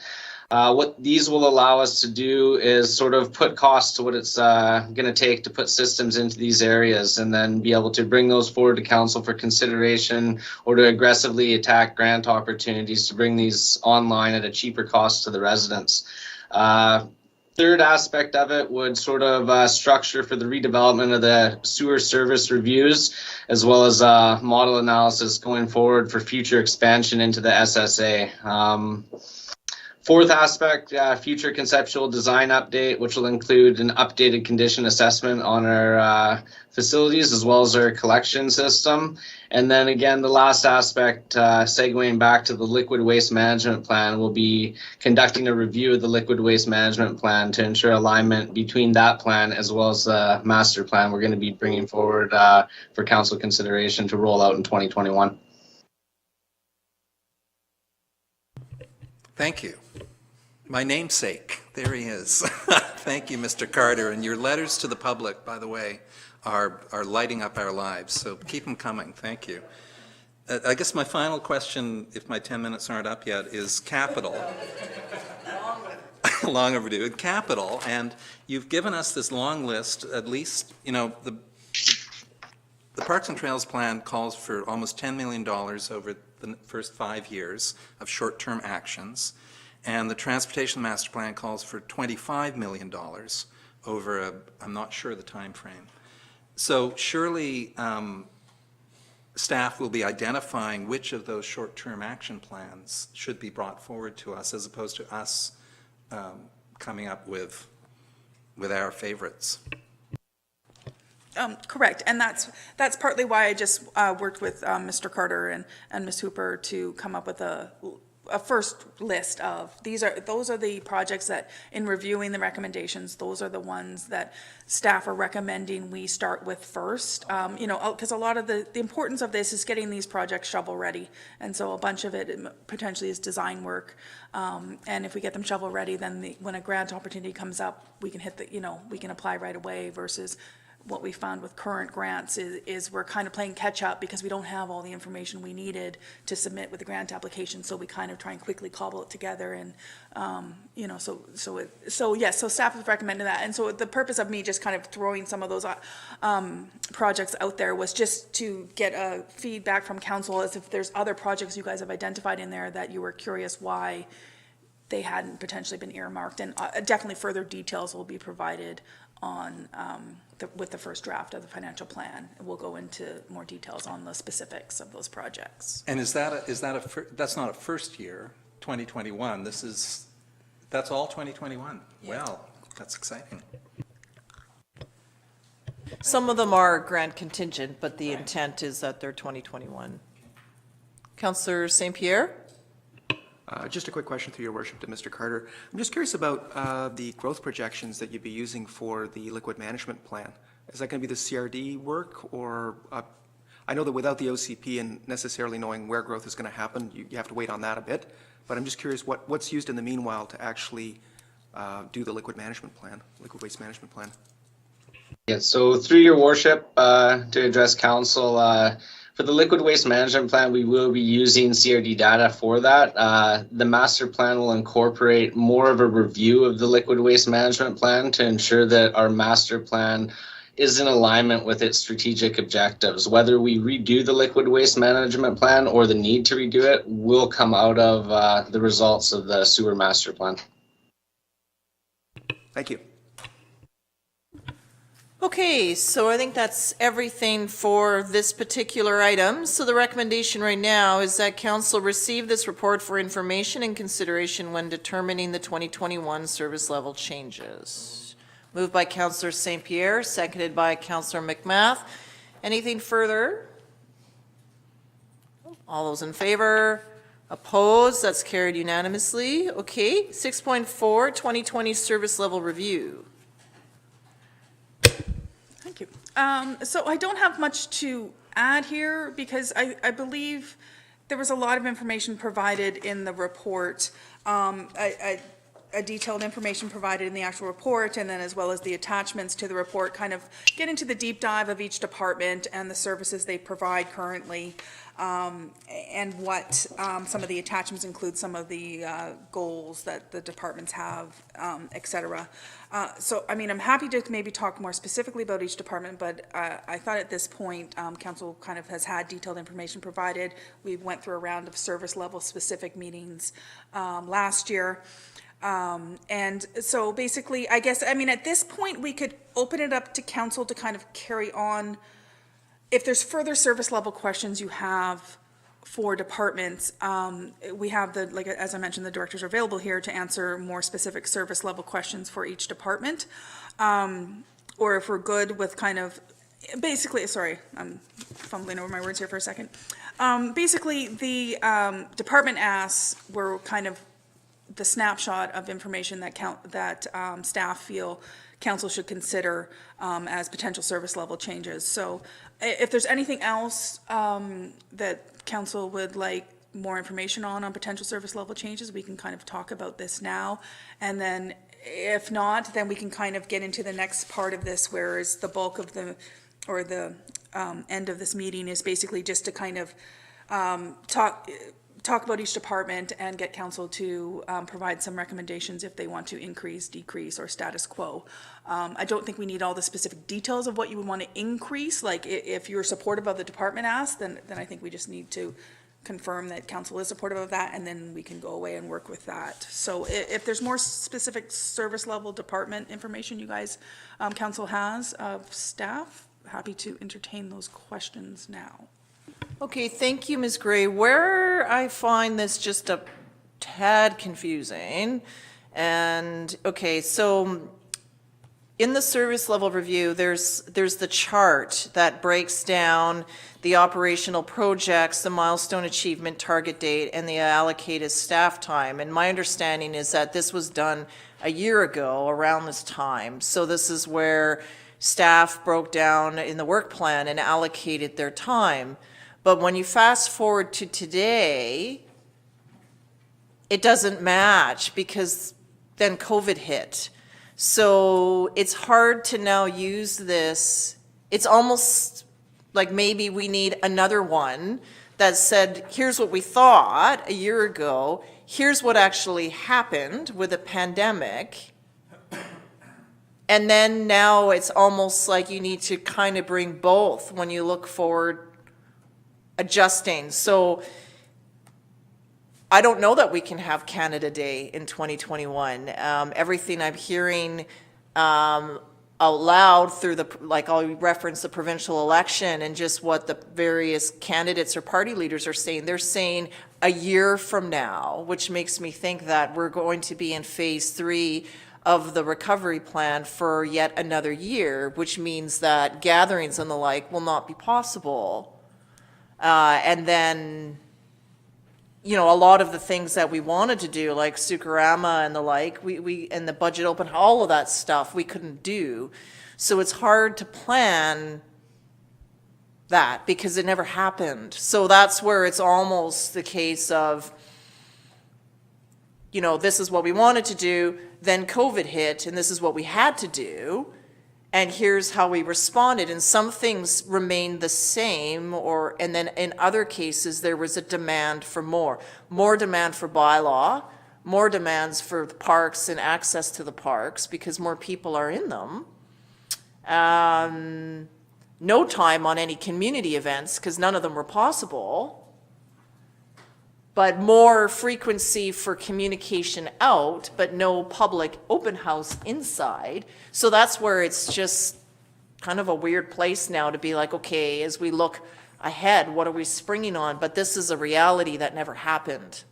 So it would be like it's almost like there needs to be another one. But I don't want to create a make work exercise if it's not needed, but I think it just needs to be referenced that when this was put together, it was in the fall of 2019. Pre-COVID time is when this was put into place, and now it's changed. And like even, which everyone has had to adapt to, like even tourism, like how do you, there was a time where we didn't want to welcome visitors, but you don't want to not welcome visitors because we're a tourist community, but we couldn't welcome visitors because the hotel was closed.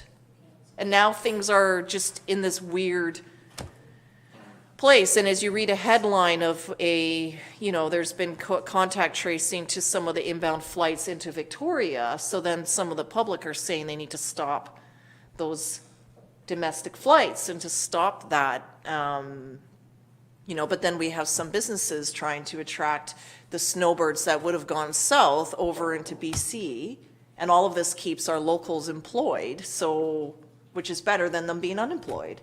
So it's just a weird time for planning, but I just think we may need to just sort of write out how this was developed so it's not confusing. Because right now I thought, well, how could they have done all of this? Because none of these things happened. But then I realized after the fact that it was planning exercise pre-COVID.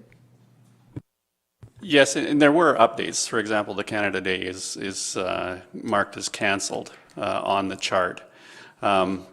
But this was done in that time where council had approved a 4.1% tax increase, and it wasn't necessarily, we didn't go back after the drop to 0% for the actual budget. So one of the things we struggle with this year as well is when we talk about increases year over year, so 2021 over 2020, are we talking from the 4% that was in the 5-year financial plan, or are we talking the 0% that was actually in the 2020 budget?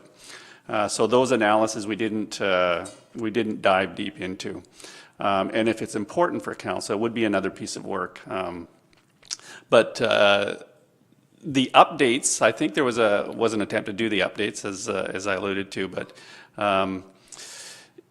certainly was not a typical year. And 2021 likely will not be either. So when we didn't get to the point like some municipalities did, and for various reasons. One of the major ones is we don't do recreation. CRD thankfully does on our behalf. But when it came to having to lay off staff, we didn't get to that point in Souk as some others did that run transit systems and other things. I think the budget has to go from what actually happened. So it would be the amended 2020 budget where we had to take things, because that's the reality of what happened, and that's what the tax notice is based on. So for me, if it goes on pre-COVID, that doesn't make sense. And it may show then a much sharper increase, but that's the fact. That's the reality, is that we did need to cut things out, which made sense to cut out because we couldn't move on them anyway. And then we brought it down, and then I think that's the reality that we're dealing with. And some things like the annex never happened, the vault never happened, but some of the, and I note that Canada Day, maybe that was a poor example of that it was being canceled out, but things like Sukarama and the budget open house, like those are all, they couldn't do those. I mean, they're done online, but not the same as renting a hall and providing activities and interactions. None of that happened. Unless there was one early pre-COVID, maybe that's the one that happened. There could have been one in March earlier this year. So this is where I think for the budget, we did pass something that was a 0%. That's what mailed out, though that's what I think has to be what we form as our foundational base. But it's noted in the Souk history chapter, this was a COVID year, and 2021 remains a COVID year, and then or a recovery year, hopefully, and then they're kind of named in that way. And some of the things may be extraordinary to those years, but some may be the realities of going into the future. There may always be a need to have hand sanitizer at the door and plexiglass. I just don't see that coming down for quite some time. The need to physical distance, the markers, and all those things, I think, may stay with us, because even with a proven vaccine, it's going to take a while for the population to even get it. The lineup for the flu shot outside Shoppers was right around the building. I've never seen that before. Councillor Beddoes. Yeah, just to elaborate a little bit on what you're saying, I still think it behooves us to, somewhere along the line, things are going to go back to normal. So when it comes to putting our budget for 2021, if we don't put things in like Canada Day or Sukarama and all those sort of things, it's much easier to budget for them and then take them out, as opposed to saying, oh, gee, we are recovered enough that we can have these things, then we have no budget for them. So I think we still have to go back to what does a normal year look like. I mean, I just did some planning and I hit May. Anything before May, I got canceled COVID. Anything after May, subject to COVID regulations. So we need to be conscious that this is going to end one day, and hopefully sooner than later. If it does go on into all of 2021, we will adapt. But we best have the money there if we need to move on these. I think the community is looking for some of these things to come back. So let's be very careful of what we cut out and what we don't. No, I agree with you. I'm just saying that the base has to be what actually happened as 2020 in its actual form, as opposed to what it could have been, because we're in October and these things didn't happen. So that's where, and they're not, right? So we know that for this year. So it has to be what actually happened. And I agree that we would want to put something in. We have the ability to make budget amendments throughout the year, and the tax rate bylaw itself doesn't have to be adopted until May the 15th. So an early conversation I had with Mr. McInnes today is we know that the province and feds together have released and made their announcement on local government funding. And it was all passed pre the writ drop. It went through Treasury, but now we're just waiting for that to untangle. I was told it would all come out this fiscal year, which for the province is March 31st. So we may not see anything in hand until, say, January. It'd be nicer to have it sooner, but that's just the reality now with the writ dropping, right? But we could then make amendments after the time. I think for now, staff need to know how to plan out next year. There is work that they'll be able to advance that's important to advance, COVID or non-COVID, and then some of the more things like events and planning and community grants and like, we can look at that knowing that there's a big subject to in order to make those things happen. And there may be new things like the Halloween event that are starting to emerge now in terms of how to live with COVID and actually do something meaningful for the community. I think the community really needs that. But I'm just saying, as a foundational, where do we come from? We have to be on what actually happened this year, which is a COVID impacted budget. Councillor St. Pierre? Just want to follow up on what actually happens. One of the things that I've come to understand by talking to various community members is that we've got people from Transition Souk and young families and so on and so forth that are really concerned about the district and what it's actually doing in terms of climate action. But when I look at what's actually happening in the various departments, at least 2/3 to half of what's happening in most departments is directly relevant to climate action. Yes. Okay? So I'm looking at, for example, just our actual goal: develop solid waste management strategy, open air burning bylaw, finalize building bylaw with step code. I could include a tree management bylaw, the work on the Departmental crossing, the various trails master plan, and so on and so forth. But I don't believe that the public, and specifically the people that are least optimistic about, a 10-year window and actually making real action happen, are aware of all that's happening. It's like the tip of the iceberg, and then 90% is invisible. So I would really like to see, and I don't know if this would require notice of motion, whether or not we can actively work maybe with Ms. Moog in terms of not necessarily coordinating the action, but coordinating the information about the action that's already happening and making sure that gets out to the community. I'm not optimistic, but I'd like to be realistic. This is really happening. We're really doing good work. We should actually be putting that out there so that people can know that it's happening. And I was looking at specifically Mr. Carter's purview, and you could just call him Mr. Climate Coordinator. I mean, the engineering department, holy, wow, finalizing the master plans, yard waste, asset management, tree management, and liquid waste. I mean, I don't know if he's doing anything else. So why don't we just change his title? We're done. But if the community doesn't know this, then they pretty much figure we're not doing anything. Well, and that's been the challenge, like for myself, having sat here for, a decade, oh my God. It is that, the story hasn't been told, and it's because in many cases, it's busy, so there's a long list of things to do, and I'm like, okay, this is done, okay, check, move on to the next one, check, move on to the next one, check. And there's all these great things, and the ones that have done the project, or maybe the most directly impacted, are aware that it's happened, but the greater message isn't out. So part of it is, yeah, we need to pause for applause, which is why I'm like, okay, when are we cutting the ribbon? Because it's that whole, it draws attention to what's actually happened. And then I was talking to someone about the Demonmule Creek Run there, why aren't you doing that? And I said, you realize well, I've never actually been in there. I said, you should take a walk because it's really steep. Like it immediately it goes and then it's straight downhill. So that's where the engineering, the retaining work, all of that has to happen. But the first phase of it is awesome. Well, I haven't seen that yet. Right, okay, this is why we're trying, and that the Stickleback Trail opening was a good success story in terms of telling the story and getting the community out so that it's told. And there has been a lot of work done. It's just, I think, it's been so busy that you quickly move on to what's next. And then, and I've been, well, you sat here for so long, you haven't done anything. And I'm like, what are you talking about? It's like busy all the time.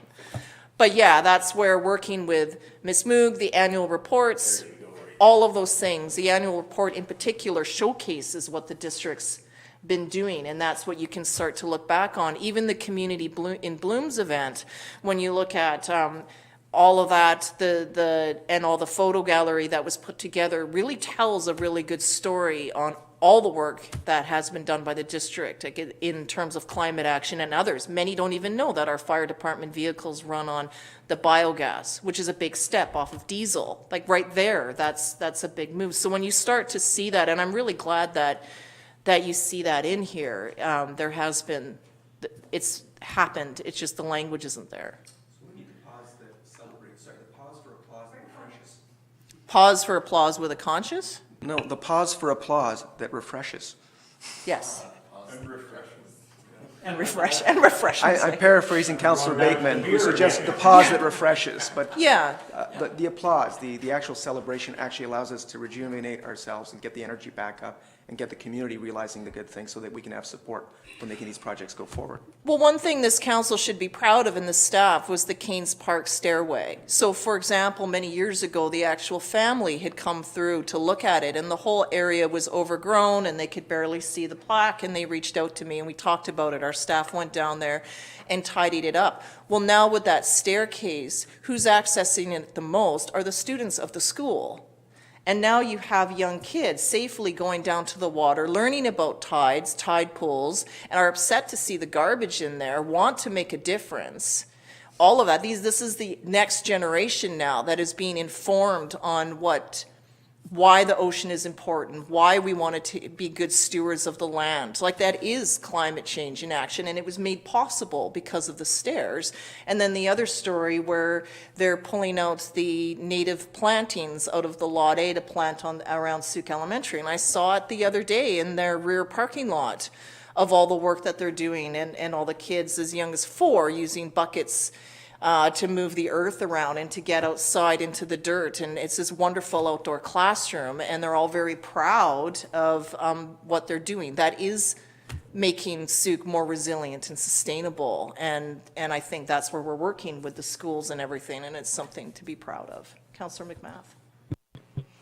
Will we be receiving sort of a presentation from Ms. Moog at some point into like the communications plan? Because I think our function is to be a filter, so while nobody loves negativity, you just need to filter through the emotion and take the facts out, and complaining also does lead to improvement, but to be fair, like right back to the community, it's not their fault to an extent that they don't know. It's our fault. And so I appreciate that we haven't been in a position to supply that information, but we are coming into that position now. So what I would really appreciate is just insight into how we are going forward with tackling that now that we are paying for this position. A communication strategy is in the works. Likely will be in front of council first quarter of 2021. Okay, thank you. So we set that in the summertime when we were looking at the position and when our expectation was. So that's right on the timeline that we, yeah, because part of it also is for our staffer to understand where we're at and to collect all of that. And you will have received a survey link as well, just in terms of what your expectations are. So hoping everyone, it went to all of council and staff, will take a few moments to complete that. And then that was set as a realistic timeline. We had pushed it, maybe I did for sooner, and then it was agreed that that was too soon. Has the motion been moved? No. Would you like to move it? I'll do that. Mr. McInnes would like to speak first. And Thank then I you. think Councillor Bateman might have a comment, right? I do want to speak, Your Worship, to the work plans and our commitment to, once the 2021-2025 five-year financial plan is completed, we will do work plans for 2021. And it will be based on our experience this year and in our crystal ball for 2021. But I do want to give thanks to council. When we hit something like COVID and we do come into a state of emergency, and this state of emergency, albeit a provincial state of emergency, is much, much longer than typical. But when we get into that position, sort of all things are off the table. We have to respond to the emergency. And what is not in the work plans is the extraordinary amount of work that has went into IT, for example, to the response to the homeless, to the temporary emergency shelters, both locations. A considerable amount of energy and resources went into things that are not in those plans. So I don't want to leave council with the assumption that because some of the things that are in those work plans didn't get hit, there were other extraordinary things that I think we responded to in quite a good fashion, given the resources that we have. Yeah, I completely agree, Mr. McInnes. That's why I almost think there needs to be like an add-on, maybe an addendum to this, just to say that that was done pre-COVID and this was what happened during COVID, because the IT, even broadcasting out these meetings, some municipalities had to hire extra staff just to run and like produce and run the meetings, and our staff managed to find a way to do that, in part perhaps because of the technology that we already have, but also the in-house expertise to do it and to make it work. And of course, both of the shelters, and then others, even all the other enforcement calls for people camping, not necessarily homeless, but I was receiving calls of people that were, I'm going to say it, that were camping by the beach and hanging out in the nude, because they retired and it's time to let it all go. So, just an abundance of those kinds of calls, and then me following up with bylaw, like what's going on, like there's more naked people down there, like all of that, many times throughout the summer months as people were rediscovering life. So that was an extraordinary event this year. Councillor Bill. Yeah. I didn't? Yeah, where was that? Yeah. I don't know, it segued all over the place here, but I'll just, yeah. Just back to climate change, and sorry, but just, I know we have a lot to celebrate. There's all sorts of positive things happening, this mitigation, as CAO stated. It's important to note, though, that we, all municipalities across Canada committed to 30% GHG reductions by 2020, and we're still talking about 65% by 2040. And the CRD brought out its GHG track record to date just a few months ago, and we have managed to decrease GHG by 0.1%. So let's celebrate what's happening, but then double down and recognize that we really have to, buildings and transportation. So how are we going to get that mode shift happening? And yeah, so just as a context piece. I lost Councillor McMath, no wonder. We still have quorum, we're good. Okay, so the recommendation here is that council consider should we say council receive the service level review information, that council receive the service level review report for information, I think would make sense, right? Okay. Who would like to move that? Okay, moved by Councillor Beddoes, seconded by Councillor St. Pierre. All those in favor? Opposed is carried unanimously. That's great. Council, okay, 6.5, Council Directive for 2021 budget.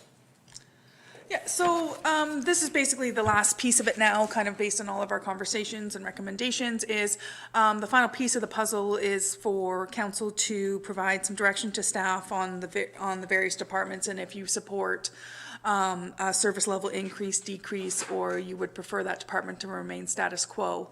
We provided you with some options for the departments of potential service level changes, and so just kind of looking for council endorsement that you agree with those recommendations, and that if so, then we will take them away and cost them out and provide some additional details with the first draft of the financial plan. And then as well, I just want to touch on the 2020 work plans. I can provide some, when I provide the 2020 budget to actual update, I'll connect with all the departments, and for any of the hot ticket items here, can get some further details that I can provide to council just on what projects potentially got affected because of COVID, and just provide that information just in context and a summary level there before we get into the 2021 first draft. So I guess kind of next steps would be to kind of, Chief Administration Officer, he's requested a service level increase for funding for the Economic Development Officer, and as well as a potential budget for that position. So I think would be looking to, sorry, this might get a little awkward, I'm just trying to figure out how to word through this, but looking for council to agree that they support this recommended increase. If you have any other suggestions that council would agree with, now would be the time to kind of throw those out there, and we can add them to the list, and council can vote on the resolution. Okay, Does Councillor. that make sense? This little questionnaire that you have at the very end here, that's what you're talking about now? Yes, basically, yeah. Now, did you want that filled out individually or as a council as a whole? I believe it would be council as a whole. So I would think, like I said, this maybe will get a little awkward and. So you guys all have to leave the room while we do it, right? So. But basically, like I said, starting with Chief Administration Officer, he has requests for increases to his budget. So looking for consensus with council is if you support, is that how we want to do this? Maybe if you guys support these requests. This is it's a bit, yeah, it's a bit confusing because I feel like we kind of did it already in the earlier part when we sort of endorsed the recommendations for the positions and the like in the other report. Subject to costing out in the departmental requests. Like I don't, right? Certainly, that if that's the direction we want to take, the final step though would be, are there any lines of service in any of these sections that council wants us to consider above and beyond that report? And more specifically, are there areas where we want to try and decrease a level of service? Okay, Councillor St. Pierre. I feel like council is in sort of the same position as the public when doing the survey, which is to say, well, let's decrease that, but, you know, it isn't attached to specific services. I'm looking at this, for example, chief administration. Well, that sounds like a great thing to decrease, but I don't actually understand exactly what the impacts might be of decreasing. And I don't feel actually comfortable with going through this as it is, because I don't understand what I'm actually inputting on. It's basically a wild guess and quite uninformed. If we were looking at specific projects, specific initiatives, or specific services, that would be one thing, but we're looking at departments. Decreasing their budget might impact any number of different services. Some of them might want to increase, others I might want to decrease, but without actually separating it out, I don't feel like I can actually use this tool. And that's just, I'm just looking at this and. Mr. McInnes? So, good feedback, and let's drill down into this a little bit. So the report, the 2020 service level review report that was under 6.4, does that provide any of the information that you need to make an informed decision? Because we tried to put adequate information into that report, but not overwhelm. And Councillor St. Pierre, I totally agree. This is what we're going to try and use to improve the citizen budget going forward next year as well. So that's what we tried to do with that report, is provide enough information to say, well, I sort of understand the lines of service for each of the things that are on the evaluation form.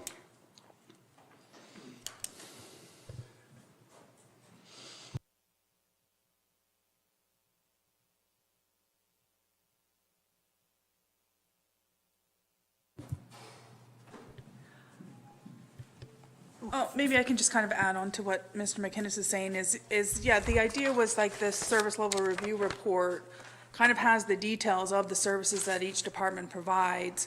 So if you would vote to, you know, if council is supportive of decreasing funding in the CAO department, then it would be up to Mr. McInnes and myself to work through this and come back to council with, okay, you said you wanted a decrease, here's some options to decrease the funding in this department.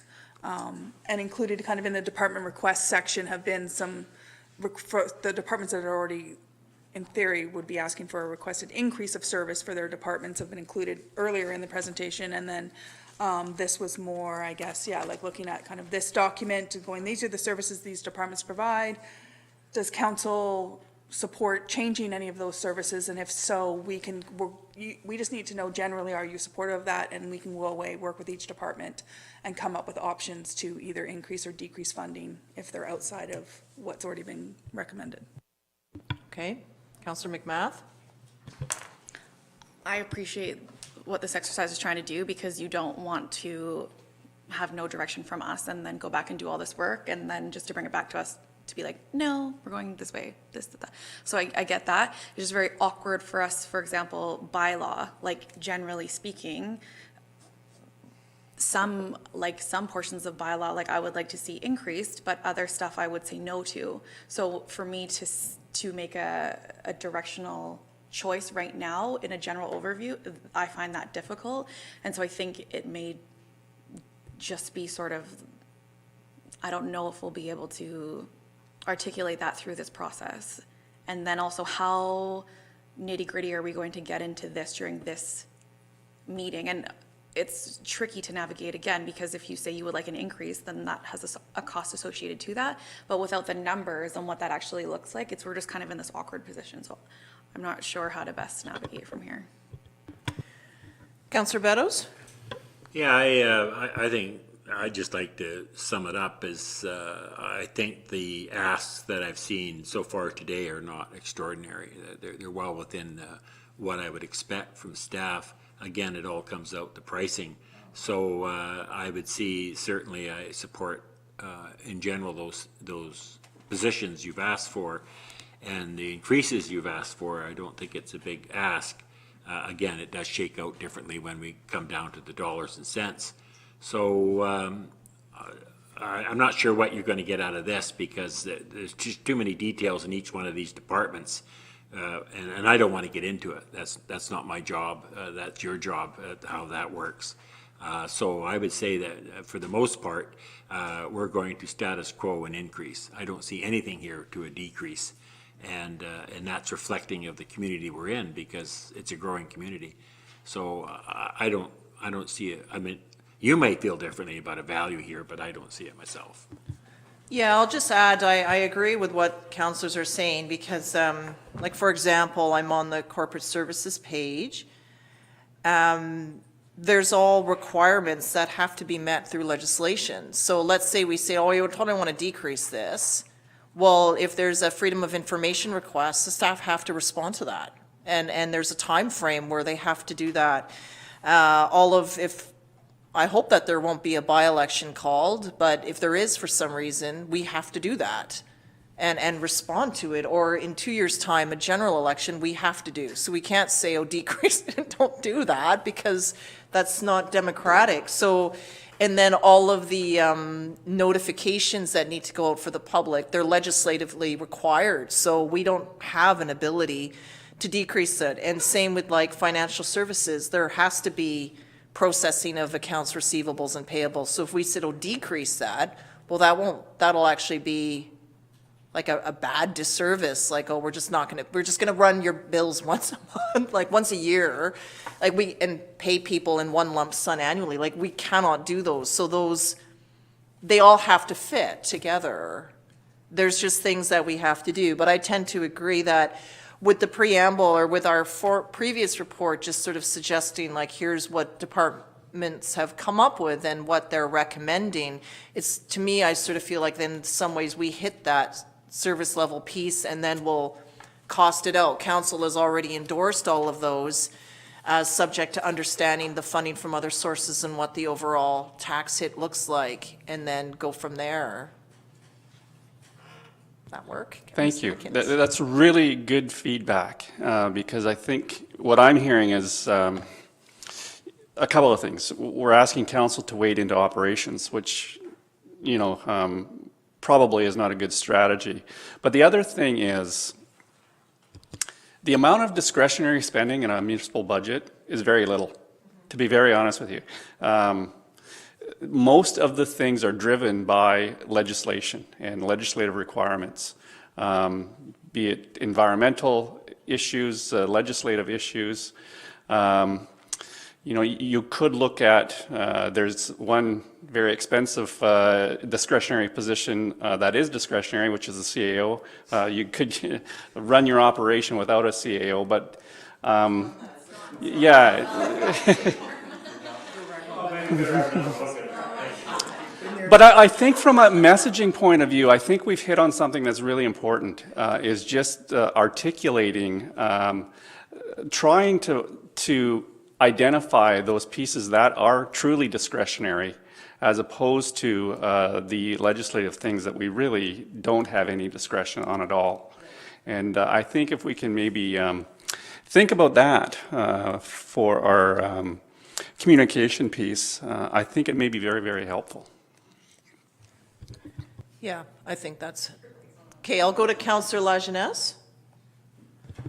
Yeah, I think the problem here is that we're having is that certainly from my perspective, being the greenest of all, is that staff who are working here 7 or 5 days a week are intimately familiar with the processes and who does what and which departments are involved in what, but we as council don't necessarily have that information. So to say which departments should be cut or increased, it's a little bit harder for us to see what those are without breaking it down further. Yeah.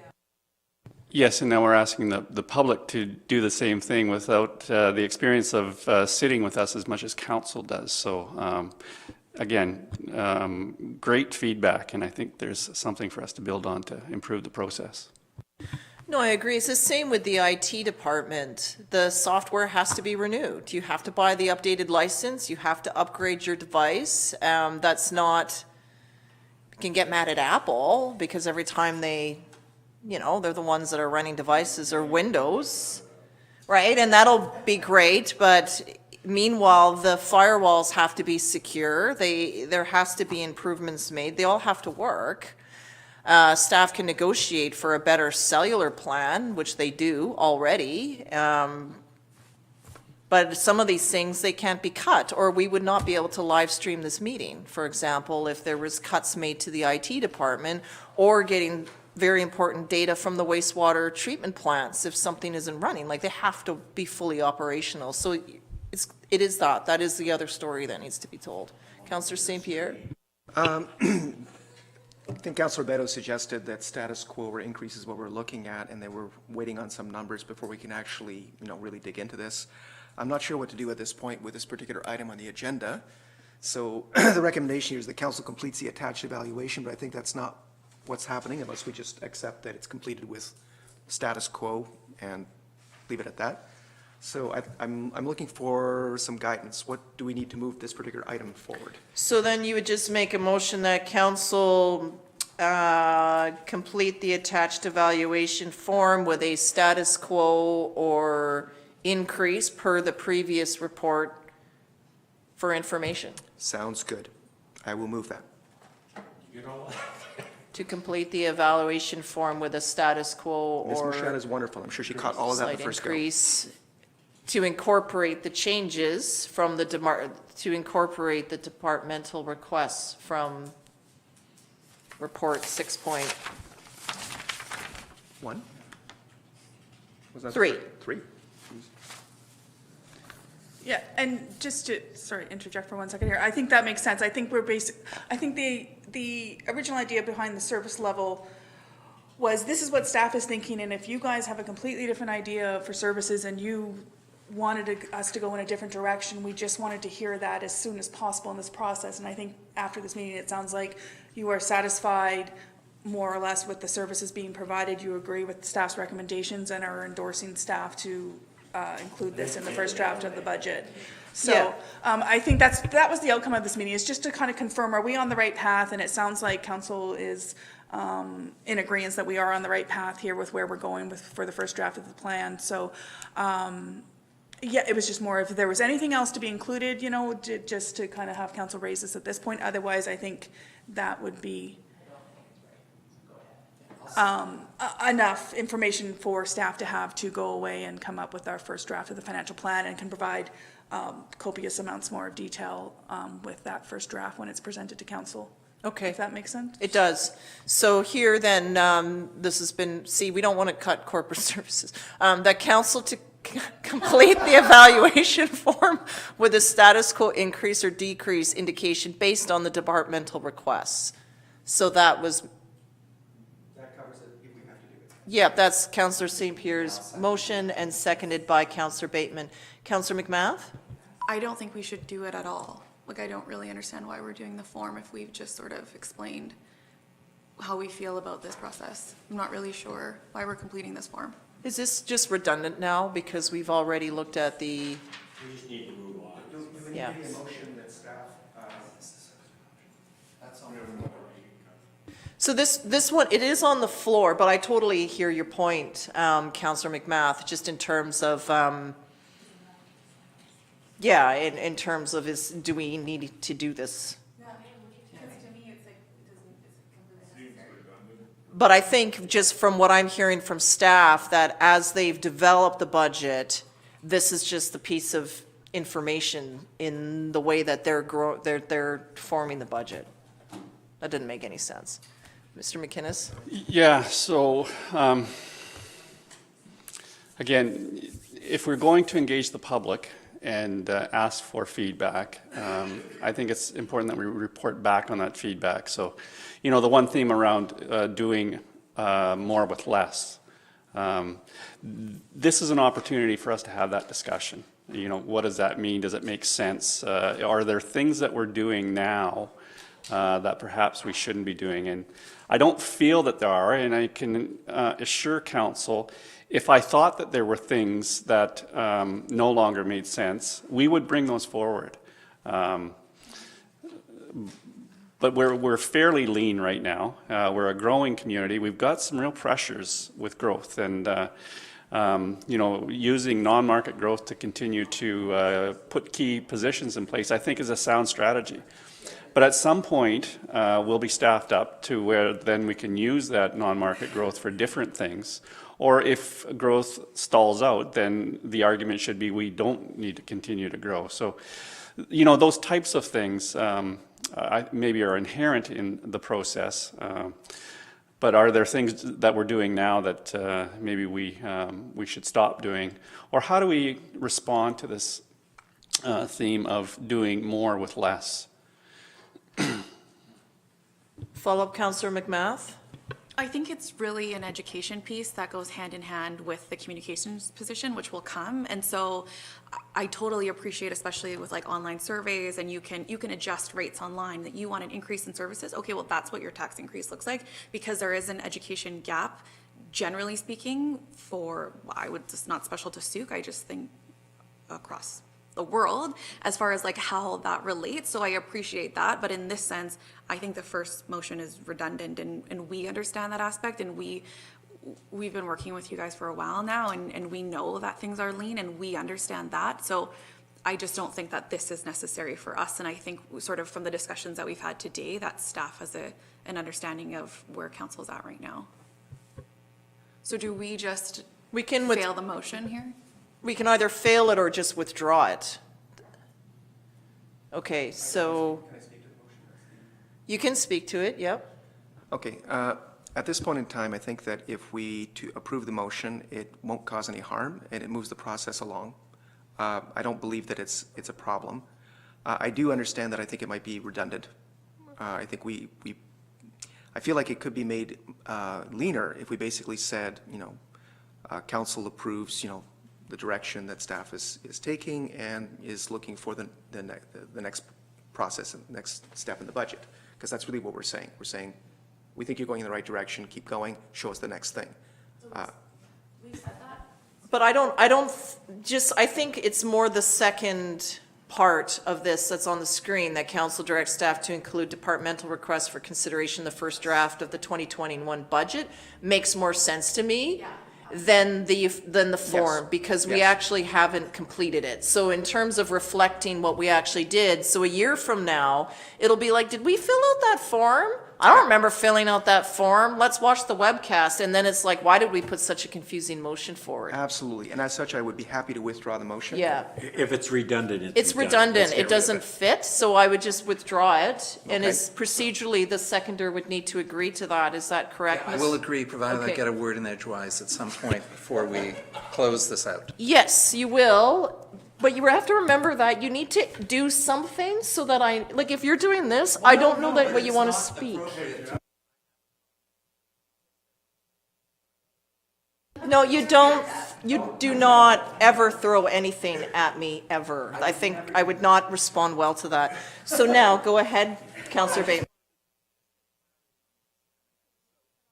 So clarity on what's coming up. So we will be seeing this 5-year draft document on November 9th at a regular council meeting. Correct. Correct. And I just wanted to replay what happened with our long and laborious process last time. You came to us with a 6.58% recommended increase in 2020. And of course, we whittled that down to 4.1% because I think we were all uncomfortable with 6.58 going on to the public. And then we took it down to 0%. So we're again faced with another year of pandemic and financial uncertainty. So I hope when we see that big, bold-faced number, I wonder what it's going to be. It's going to be really interesting because I think this council doesn't want to put forward, a 6% increase. So anyway, on that note, onwards. Move the second. Yeah, I'll move the second piece, that council directs staff to include departmental requests for consideration in the first draft of the 2021 budget. Okay, seconded by Councillor McMath. Okay, so that was well said. I agree with you, Councillor Bateman. And we'll see where this, we'll see where it comes out and get that information. But at least it gives us a sense as to what staff were thinking of in the various departments that led to how that comes out on paper in the next round and what the actual impact is. So we're all very curious. I think we can leave you with that. Okay, so anything further? I'll call the question on this. All those in favor? Opposed? That's carried unanimously. Sorry, were you wanting to speak, Councillor Lajeunesse? I was just going to make a comment, really. I think this little exercise that we've just been through has shown that if you want good information, you have to ask the right questions. And I think when we put out a public survey, we should be asking questions that will lead to constructive criticism rather than just creating a bitch fest. So maybe we need to look at the questions that we're asking, and this one kind of proves that, I think.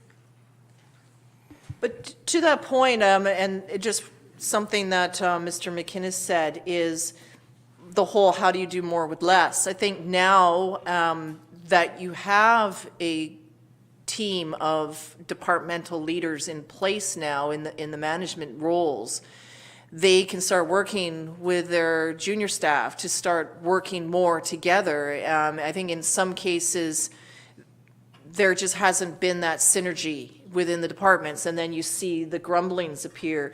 Years ago, it had to do with FOI requests taking really long, and there were so many of them, and now that complaint it's not here. I didn't see it in here, because it's just a smooth running machine, right? So maybe there's the odd person that might complain, but it's certainly not evident in here. I think providing the opportunity for our residents to be able to have that whatever fest or the complaint fest, it's a very transparent process.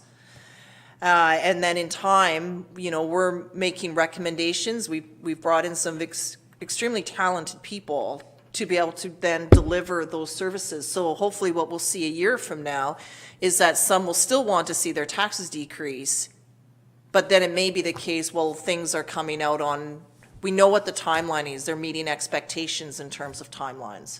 And so part of the service delivery is, at one point, there was a commitment made to issue building permits in 48 hours, but there wasn't any resources to meet that expectation. So we kept failing because we didn't have any system in place to deliver on that.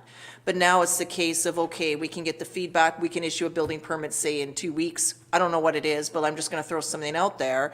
We're delivering on that. Then everyone knows. And I think that's, in the world that time and money are very important, they just need to know what those goalposts are.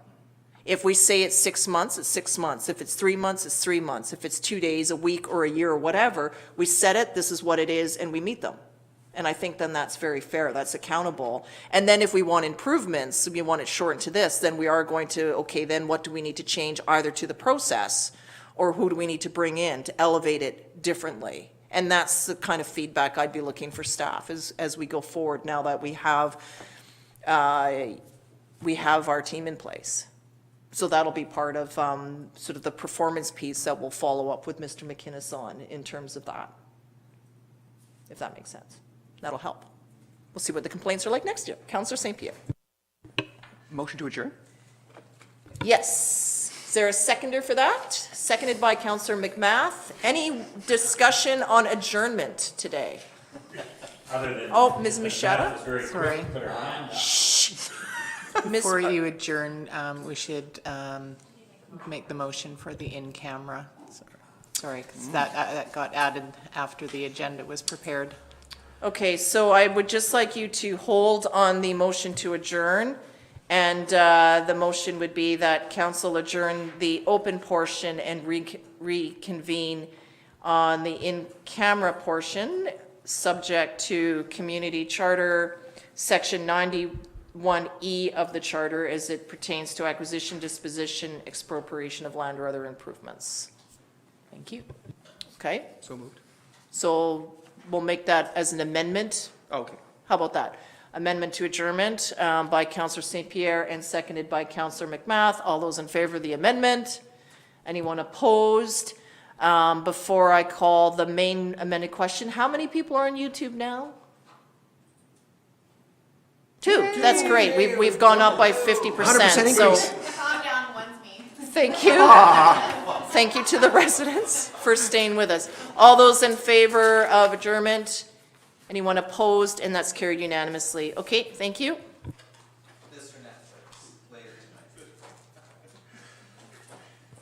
And those staff online, we certainly need Mr. Palo and Mr. Carter to stay online.